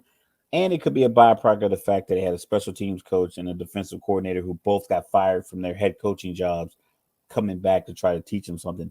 I think if you learn under Nick Saban, you get drafted with Bill Belichick, you go to the Pro Bowl, and then he essentially gives you two I don't want to say losers because that's dismissive, but I'll say it. Losers. two unproven coaching philosophers to try to get you over the hump. Like literally one game, like for like 3 or 4 weeks straight, he just kept coming off the field saying your play calling sucks. Stop running the ball, like throw the ball. And Matt Patricia, like, oh, we're gonna throw this bubble screen to the right. They won't see it coming. Like you mean the same one we do in the first and second quarter? Yeah, that one. Same They can't formation? Yeah, they possibly won't. think They that won't we'll see it do coming. it again. There's no way to think we would do it again in the end of the third quarter. So that's what happened. Is like it just didn't work, and he's gonna be the scapegoat for it. He threw 14 touchdowns and 11 interceptions. He started 14 games. His rookie year, he went 10-7, 67.6% completion, 3,800 yards, 22 touchdowns, 13 interceptions, made the Pro Bowl, did the gritty. It was a great move. I think you should move him. He's young, but like we said, I mean, what team are you going to send him to? What team's going to Well, take Mac Jones? so I came up with Tennessee and Indianapolis, but Indianapolis is obviously probably going to draft a quarterback, so that's out. So I'm stuck with just Tennessee. Maybe initially I said Washington as well, but I forgot that Washington picked up Jacoby Brissett, so probably not. And Sam Howell, I guess, is going to be the starter. I thought about the Raiders since McDaniels is trying to do the Patriots West thing, but then he picked up So you Brian got him as Hoyer a the other backup. day. I don't So necessarily you have him have as a him as a backup. backup. I don't necessarily have him as a backup. I don't think he is backup quality. I think he still can be a starter. I just think that most jobs are filled right now. That's the thing. Like, where does he fit in? So I brought up the Rams because there was talks that they might listen to offers for Stafford if somebody was willing to do it. So I could see that one. And maybe even possibly bring him in for this year, let Stafford play this year. You move forward with Jones next year, something along those lines potentially. But no, for the record, I do not believe he is a backup. I think he is good enough to be a starter, or at least the potential is there for him to be a starter. But I just don't see where, as of this moment today, I don't see where as the rosters are constructed because Carolina is going to draft a quarterback. You know, San Francisco Anthony picked up Richardson. San Francisco picked up Sam Darnold already. You know, so maybe the Ravens, if they come off of Lamar, like maybe could do this 2 first round Matt Jones for Lamar thing. Then They're you not got, seeing Lamar until week 11. and that ain't possible.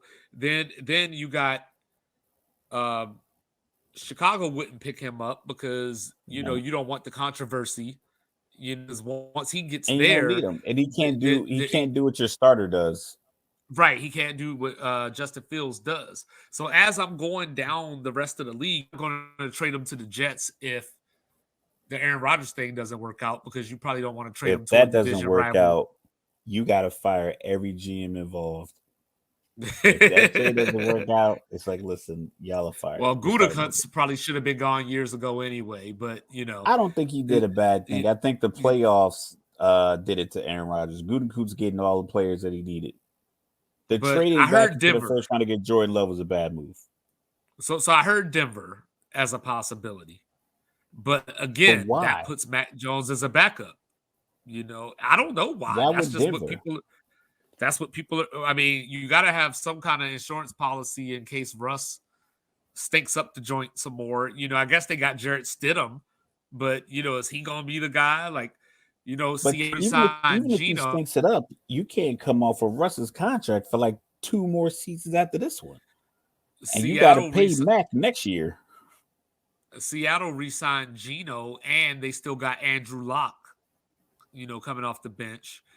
Maybe Arizona could grab him for a flyer with Kyler Murray out this year, but I don't think you're coming off of Kyler Murray in the future to make that work. You can't come off You, of him because he just signed his extension, so it's so he's about Tennessee. to That's get the paid only this answer. year. I Tennessee think is it Tennessee because is they don't believe in their backup, and Tannehill, I don't think they believe in him. I think right. that's your So best shot. so I'm now for looking at the New score England, of right? Phoenix. So for New England, right?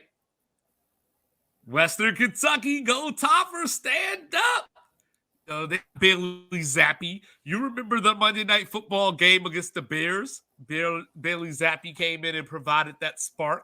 Not saying Yo, that they he's the they long called term. 12 play action passes in a row. I'm not saying he's the long term answer or anything like that. But here we go, Raph, because always solution oriented. So my first thought was, is this Belichick versus Kraft round two? Jimmy G, Tom Brady.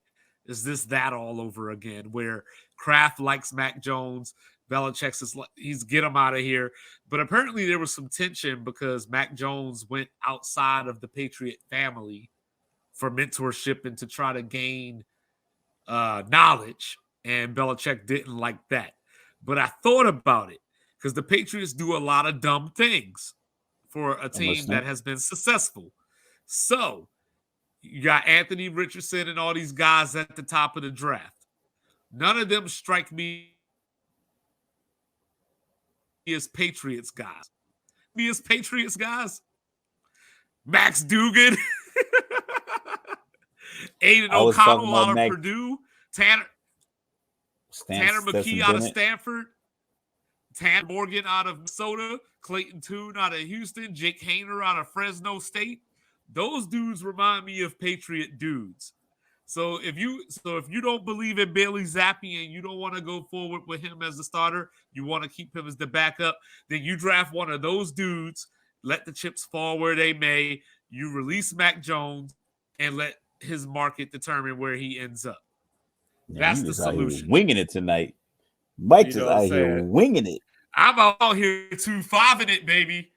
Yo, you out here just like, hey, we will go from square one back to square one. What I'm saying, Just like if you get rid of if Mac, Tennessee doesn't if Tennessee doesn't want to do a deal with you, then you're stuck like with we them. just we maybe Draft the best maybe wide receiver in the draft that you can get.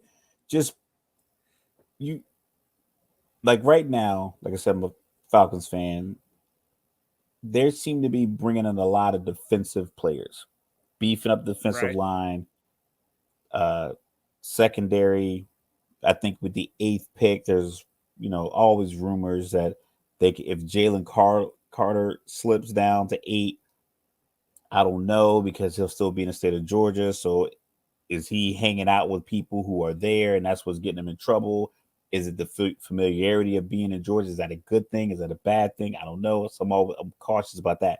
Talent wise, if you can have Grady Jarrett, Calais Campbell, and Carter, along with Carter that we already have on the team defensively, that front four, the front five is just like Where are you running? Where Nasty. you? It's just ridiculous. Who you double teaming? Like, I mean, it's just it could be filthy. But maybe you go Christian Gonzalez out of Oregon. You just get the big corner. So you got to figure out we're going to load up somewhere. New England has to What ab- load up on one what side of about the Tampa? ball to protect it. They signed Baker Mayfield. Baker Mayfield has But it's proven just a not to one be a year good deal. guy to. But what are you going to do? Like you're creating a scenario where if you have two quarterbacks, you don't have one. You're creating that scenario for one guy who's trying to prove himself and one guy who's unproven, and you can't both give them. You can't simultaneously give them opportunities. So Right. you're gonna constantly be like second guessing. Do I start this? I start this guy. New England needs to just load up on one side of the ball, get really good on defense, and keep it pedestrian offense, but not so pedestrian where you have, like I think Bill O'Brien to do a better job opening things up. But as long as you Yes, don't I have a agree. defensive coordinator and a special team coach calling the plays, I think you can keep Mac Jones because first, like we broke it down just now in this conversation. I can't imagine any other pundits coming up with a better option in Tennessee. Like if we go east to west, where does Mac Jones go east to west? Tennessee. That's it. That's Atlanta's it. locked in on their guy. New Orleans just got their guy. Carolina's going to draft them one overall. Houston's going Uh, to get their guy. Houston's going to get their guy. The Colts The are going to Colts get a are at guy. 4. They're going to get their guy. Uh, Arizona already paid their guy. Denver paid their guy. Buffalo paid their guy. The Jets have their guy in Green Bay. They're trying to get him over. It's just like there's nowhere for him to go other than Miami sticking with Tennessee. Tua. Yeah. Miami sticking with Tua. Tennessee they drafted a guy last year, Malik Willis. If they don't believe in him, maybe that's a spot because it's proven that Tannehill for some reason is the fall guy for the lack of success. But he does throw a lot of ill-timed interceptions, like in big moments. He does throw a lot of tip pass I mean, interceptions and that's stuff what like that. happens when you start a wide receiver at quarterback. Hey, but he knows the route. He knows the route tree. I remember they were like Yeah. inundated with that when he ran the route tree. But so if you're New England, you're not gonna get some kind of Danny Ainge kind of, hey, I got Rudy Gobert. Let me get 5 picks and 4 players. Like you're not gonna get that from Mac Jones. So you're better Right. off getting them in the room with Bill O'Brien, Bill Belichick, Robert Kraft, and tell them, hey, we were shopping you because we expect you to be here and you're here. And he can say, well, you gave me a defensive coordinator, special teams coach. And Bill's like, listen, Bill O'Brien's like, I can fix that. But I need you in these books. I need you doing this. I need you doing this. And he can say, hey, well, I need a 6'5" wide receiver, wherever you get him from. I need a guy with a big catch radius. If we're going to be a run heavy team, when I do throw the ball, if I'm only going to throw 25 to 30 passes a game, I need some big targets. Right. Like, and you hash it out. You sit down like man and you hash it out because realistically, you can't go anywhere. Yeah, and that's So true. And it came back to me. That was Josh Richardson that I was thinking about earlier. That Josh Howard reminds me of. okay, You know, long but defender plays hard. yeah, but I agree with most of that.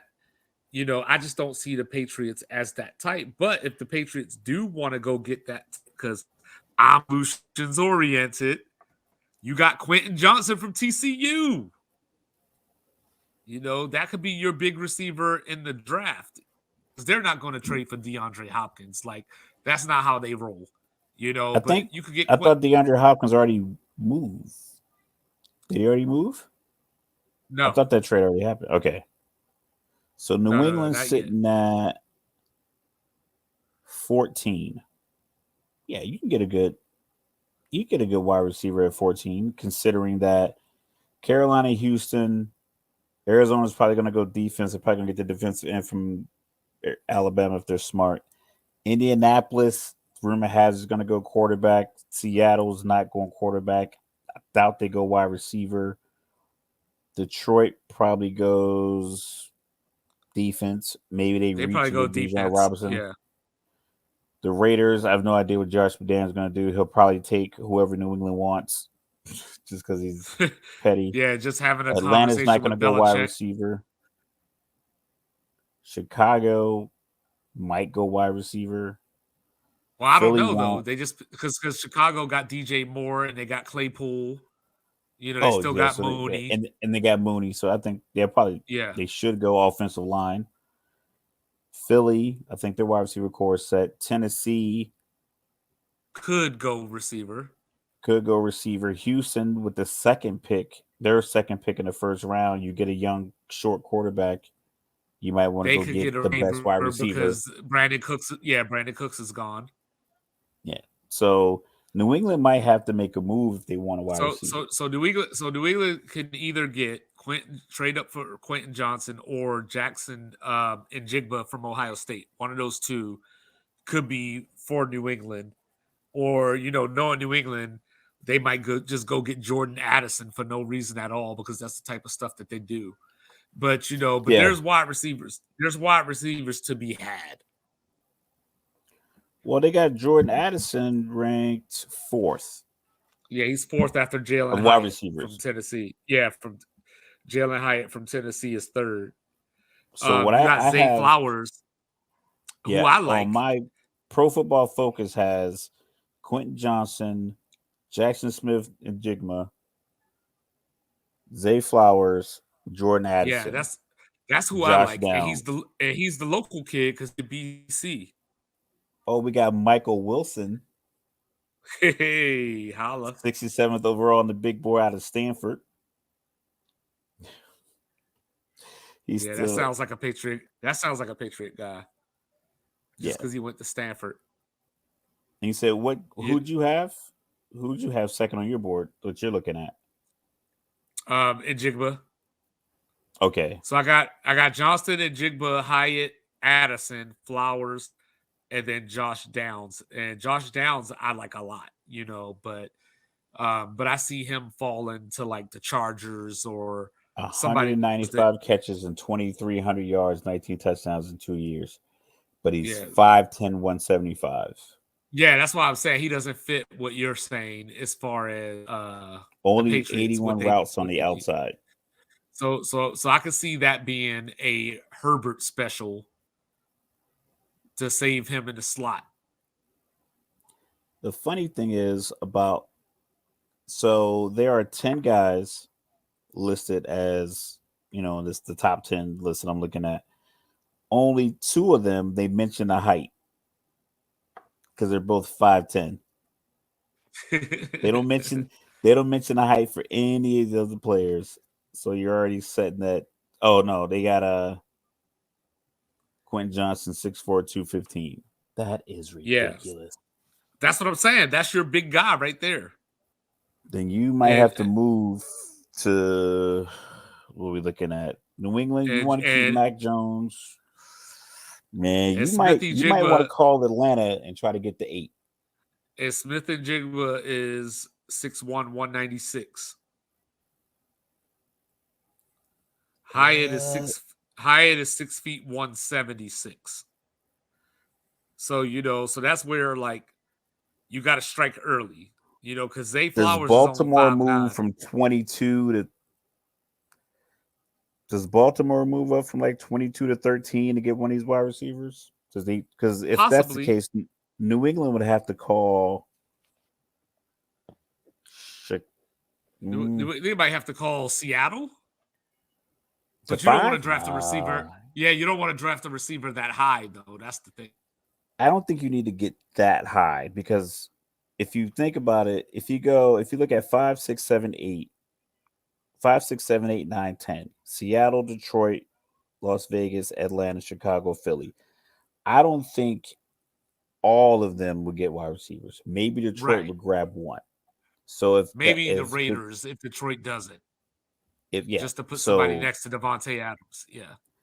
unless Atlanta wants to now load up with young talent offensively and veteran talent defensively, then maybe they take Jigma or get a 1-2 punch at the wide But I receiver don't know. position. They just took With Drake London last year.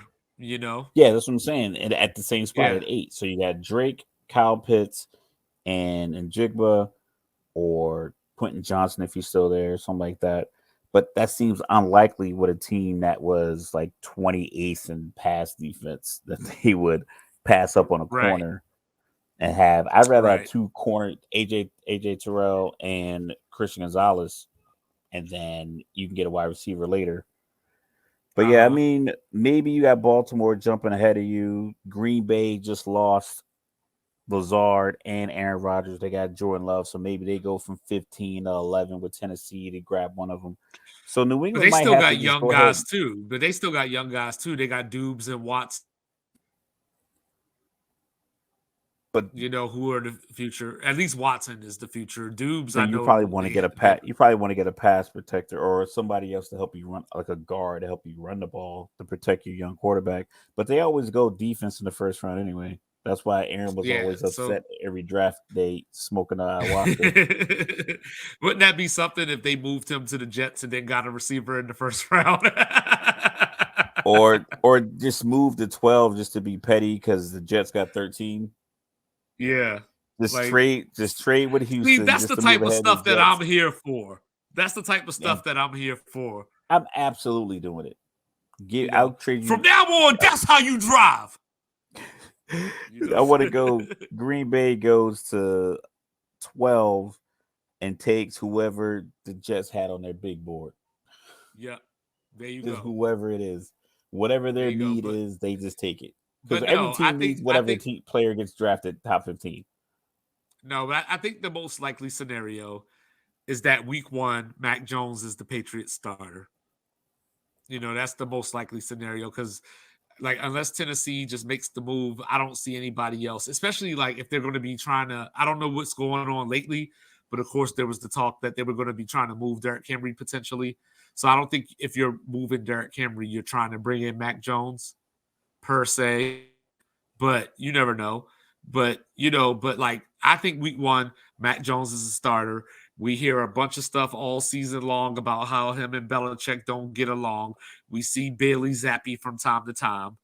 And then next season, you ramp up and see what the landscape is quarterback wise around the league. All right, this is what we'll know. Uh, whoever starts in New England is the 4th best quarterback in that division. Whoever it is, Unless the Jets don't make that trade. oh man, they got to make that trade because I don't know what I like. I said we spent a lot of time in Utah. They're resilient people.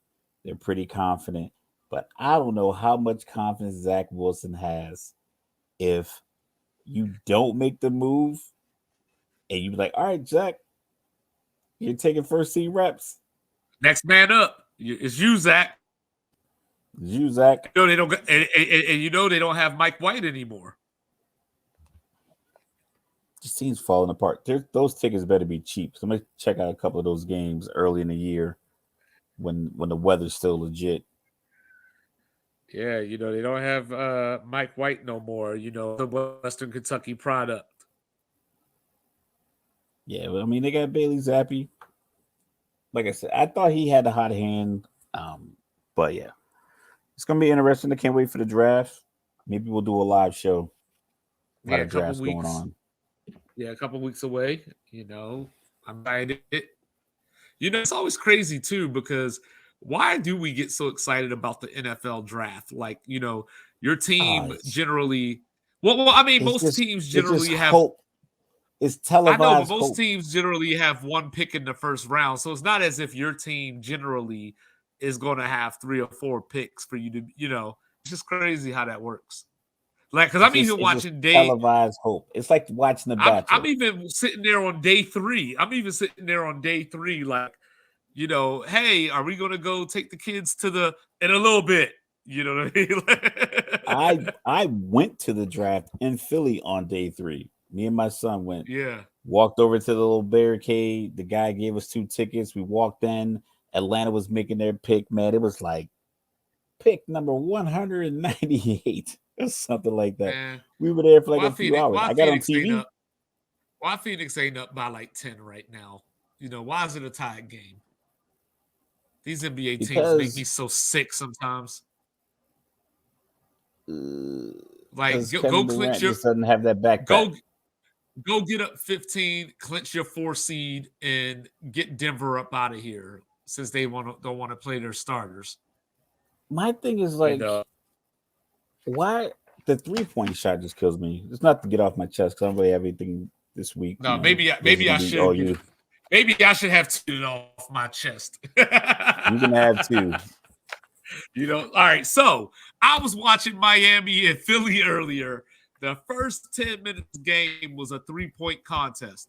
And then by the time we got to halftime, and I didn't write any of this down, I'm just going off of this one. So, Miami went into halftime for 23 from 3, and Philly was 4 of 17.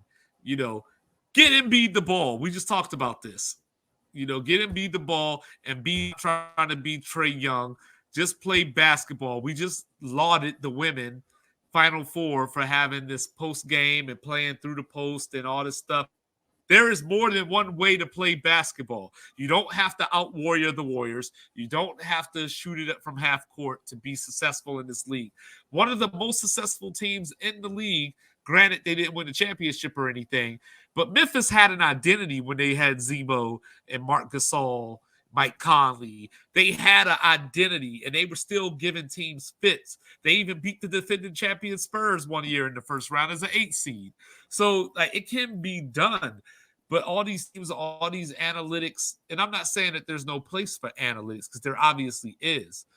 But you can't play like that if you don't have Steph and Clay and Jordan Poole coming off the bench. If you don't have Jason Tatum and Jaylen Brown mixed with a little Marcus Smart, Al Horford, you can't do these things, so you have to play within yourself. And I'm mostly talking to Julius Randle, probably. No, I'm not really talking to Julius Randle. But I'm just saying, everybody can't play the exact same, because I'm looking at all these teams around the league. Teams like Toronto, you have Pascal Siakam, Scotty Barnes, you got Mr. Van Vliet, and I'm sitting here like, why y'all jacking these threes? All are built like X-Men. You got Wolverine over here, Cyclops over here. You're supposed to be swatting stuff and setting up the fast break. So that's my first get it off my chest. I had to freestyle that one. So my real get it off my chest that I came into the show with is Mr. Draymond Green. Mr. Draymond Green.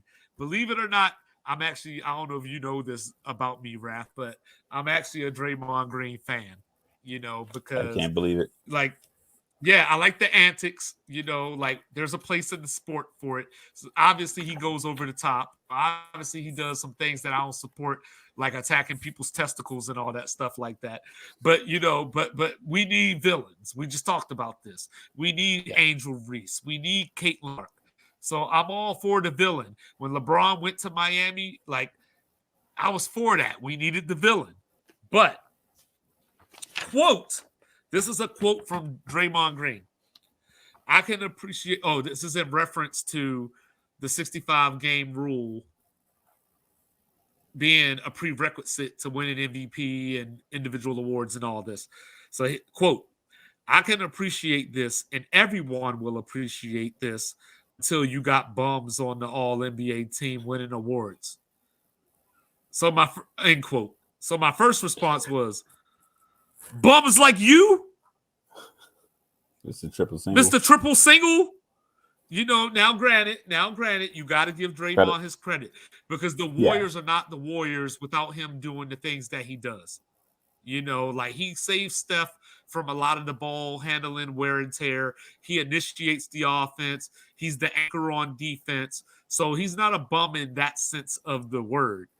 But he is the all-time leader of the bums. The people like Ben Wallace, he's the all-time leader of that team. Dennis Rodman. He's in the Hall of Fame. I'm just saying these dudes that do one thing very well. These dudes ain't taking over no games and scoring 30 points is what I mean by bum. I don't mean bum disrespectfully. I'm just saying, like, he's Mr. Triple Single. They're pointing the finals last year where he had more fouls than points. That was tough. So just saying. So here's my point, Draymond. Just do your damn job. We pay good money to watch y'all play basketball. The league pays y'all good money to watch y'all play basketball and for you to bring in revenue for them. So if it takes 65 games for y'all to do your job, then it's going to take 65 games for y'all to do y'all job. Now, the day that I wake up and Jamal Murray wins MVP, we can have a conversation about this. Not that Jamal Murray's a bum, but you get the point. The day that he wins MVP, we can have this conversation. You know, the day that I wake up and I turn on the TV and they say Cam Johnson is first team all NBA because he played 65 games and LeBron didn't, we can have this conversation.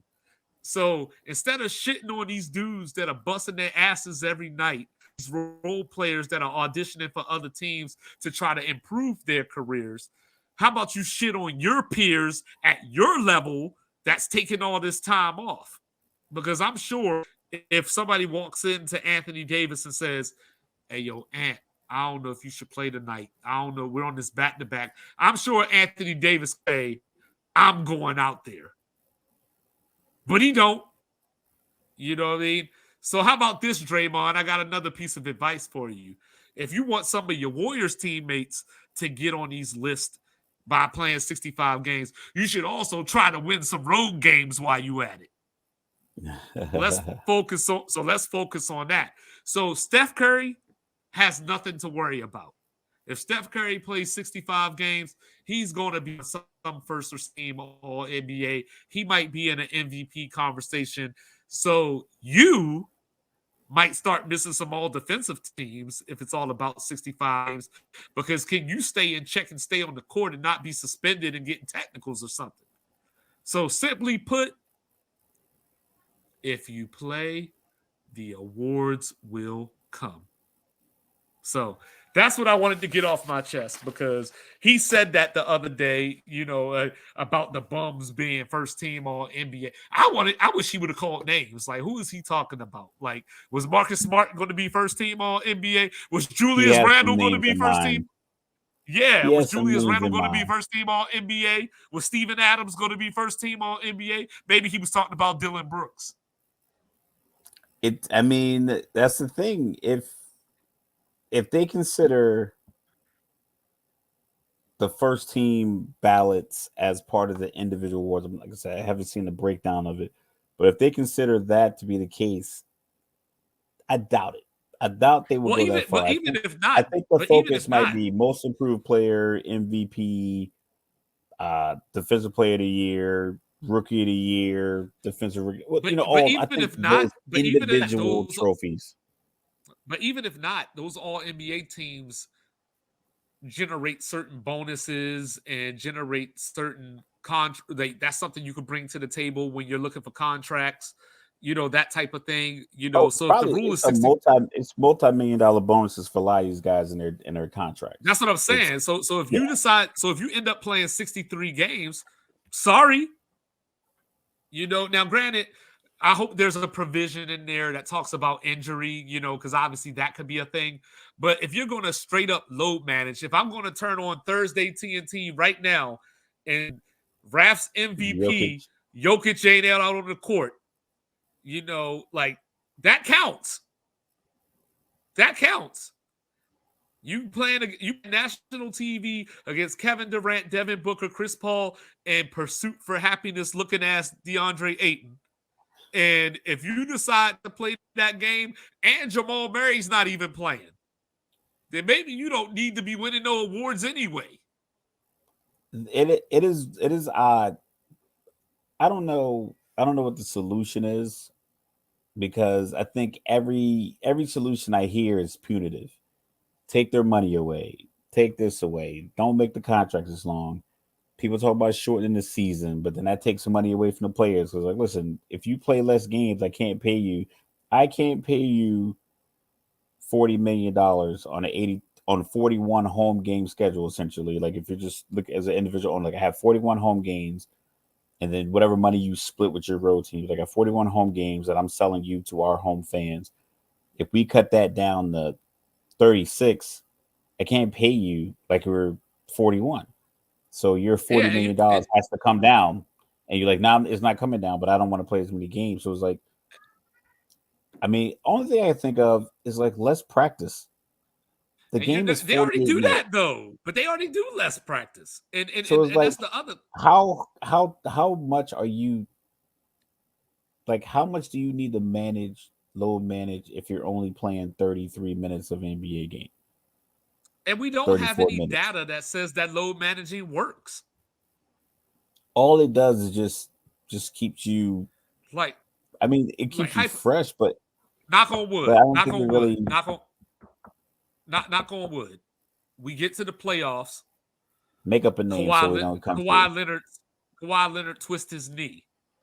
How did load management prevent that? You It know, doesn't. like how did load Kyrie manage roll. like if the Warriors load managed, would KD had not torn his Achilles in that playoff run? No, because it would have tore anyway. It was torn. That's a, It was torn the entire time. The entire and that's from the why initial injury, the whole time that he was resting to the whole series, and they brought him back for the finals, it was already torn. and he was still walking on it. He wasn't using a wheelchair or something along those He lines. might have been in a boot, Like maybe. maybe he was I doing don't the think he was Dion thing. traveling. He wasn't Yeah, traveling with the team, so like it was but already severe enough to where, and he just played on it. But that had nothing to do with load management because he had an actual injury. I don't and think that's not playing saves you from injury. I think it just saves you time. It just saves you and like that's okay, why I always say you play it's like you 41 just got a home week off. games. You play 41 home games. You're not gonna ever make everybody happy. But if you play at home for 41 games, load manage. When you go on the road, especially when you're playing a team from the other conference and you go to That that you won't team play. once a year, you play that damn game because those fans are there filling up Yeah, that arena. Even though they have a because local team, they the ain't coming to Hornets the can pump Garden. up the price of their tickets if Golden State, Phoenix, the Lakers, the Clippers are coming to Charlotte. That $40 seat, it is 240 Nobody's coming to the without blinking Garden. an eye. Nobody's coming to the Garden for Julius Randle. I can tell you that right now. Listen, you stop this. I'm getting a Julius Randle jersey, and I'm So gonna they coming wear to it. see. They might be coming to see Jalen Brunson, but they ain't coming to see Julius They come Randle. to see But 30 left-handed. but but that's the thing, right? Madison Square Garden, right? You talked about it in our pre-meeting. They got all these stats about who scored the most points in Madison Square Garden and all this kind of stuff like that. So they're not coming to Madison Square Garden. There's a sect of fans that are coming to the Garden to see a star light up the Knicks, or even they want the Knicks to win, but they Because still want a historic the Knicks performance. haven't landed their star. Like That's Remember when Jordan came back from quitting?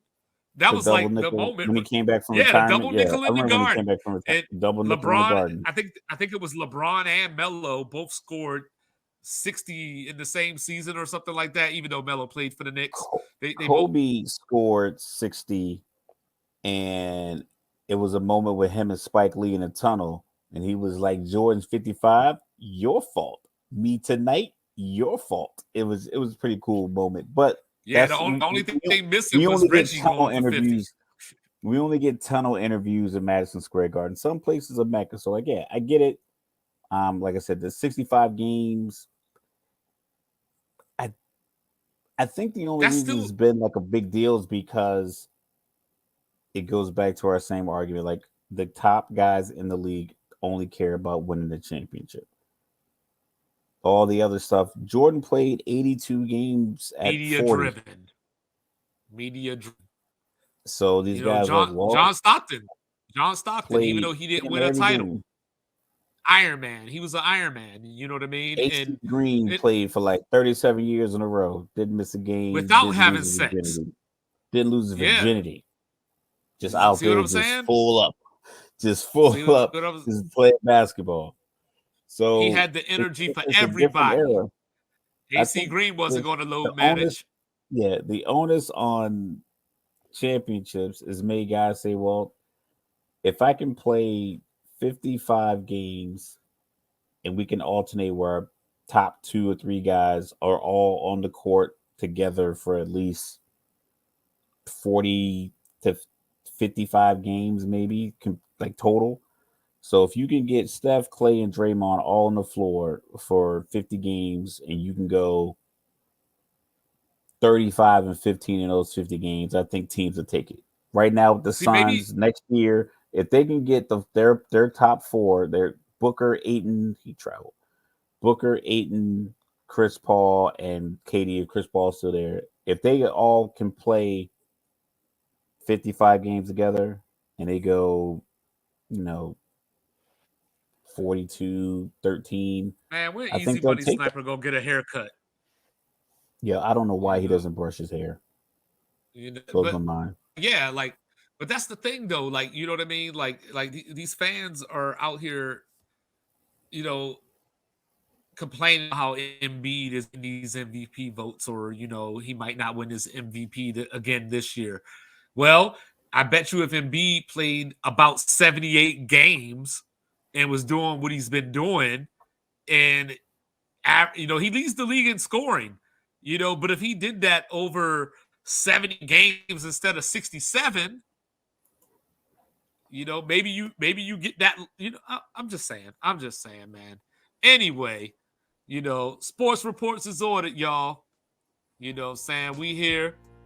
We appreciate the support as always. Like us, subscribe, review us. It's free. Give us 5 stars. Let Free us know what's 99. going on. Give us some feedback and all that. Let us know what you want to hear. Let us know what you want to talk about. Leave some comments. All free. Free All 99. of it. Make sure if you already America. follow on Twitter, follow on Instagram. Like I said, follow us on YouTube, like, subscribe, share, tell your friends, tell your grandma, tell your grandpa, tell me getting in the nitty gritty of sports talk over here. So that being said, another episode done. America, we love you. Holla. Yes. Thanks for tuning in to another episode of Sports Reports Disorder. Peace.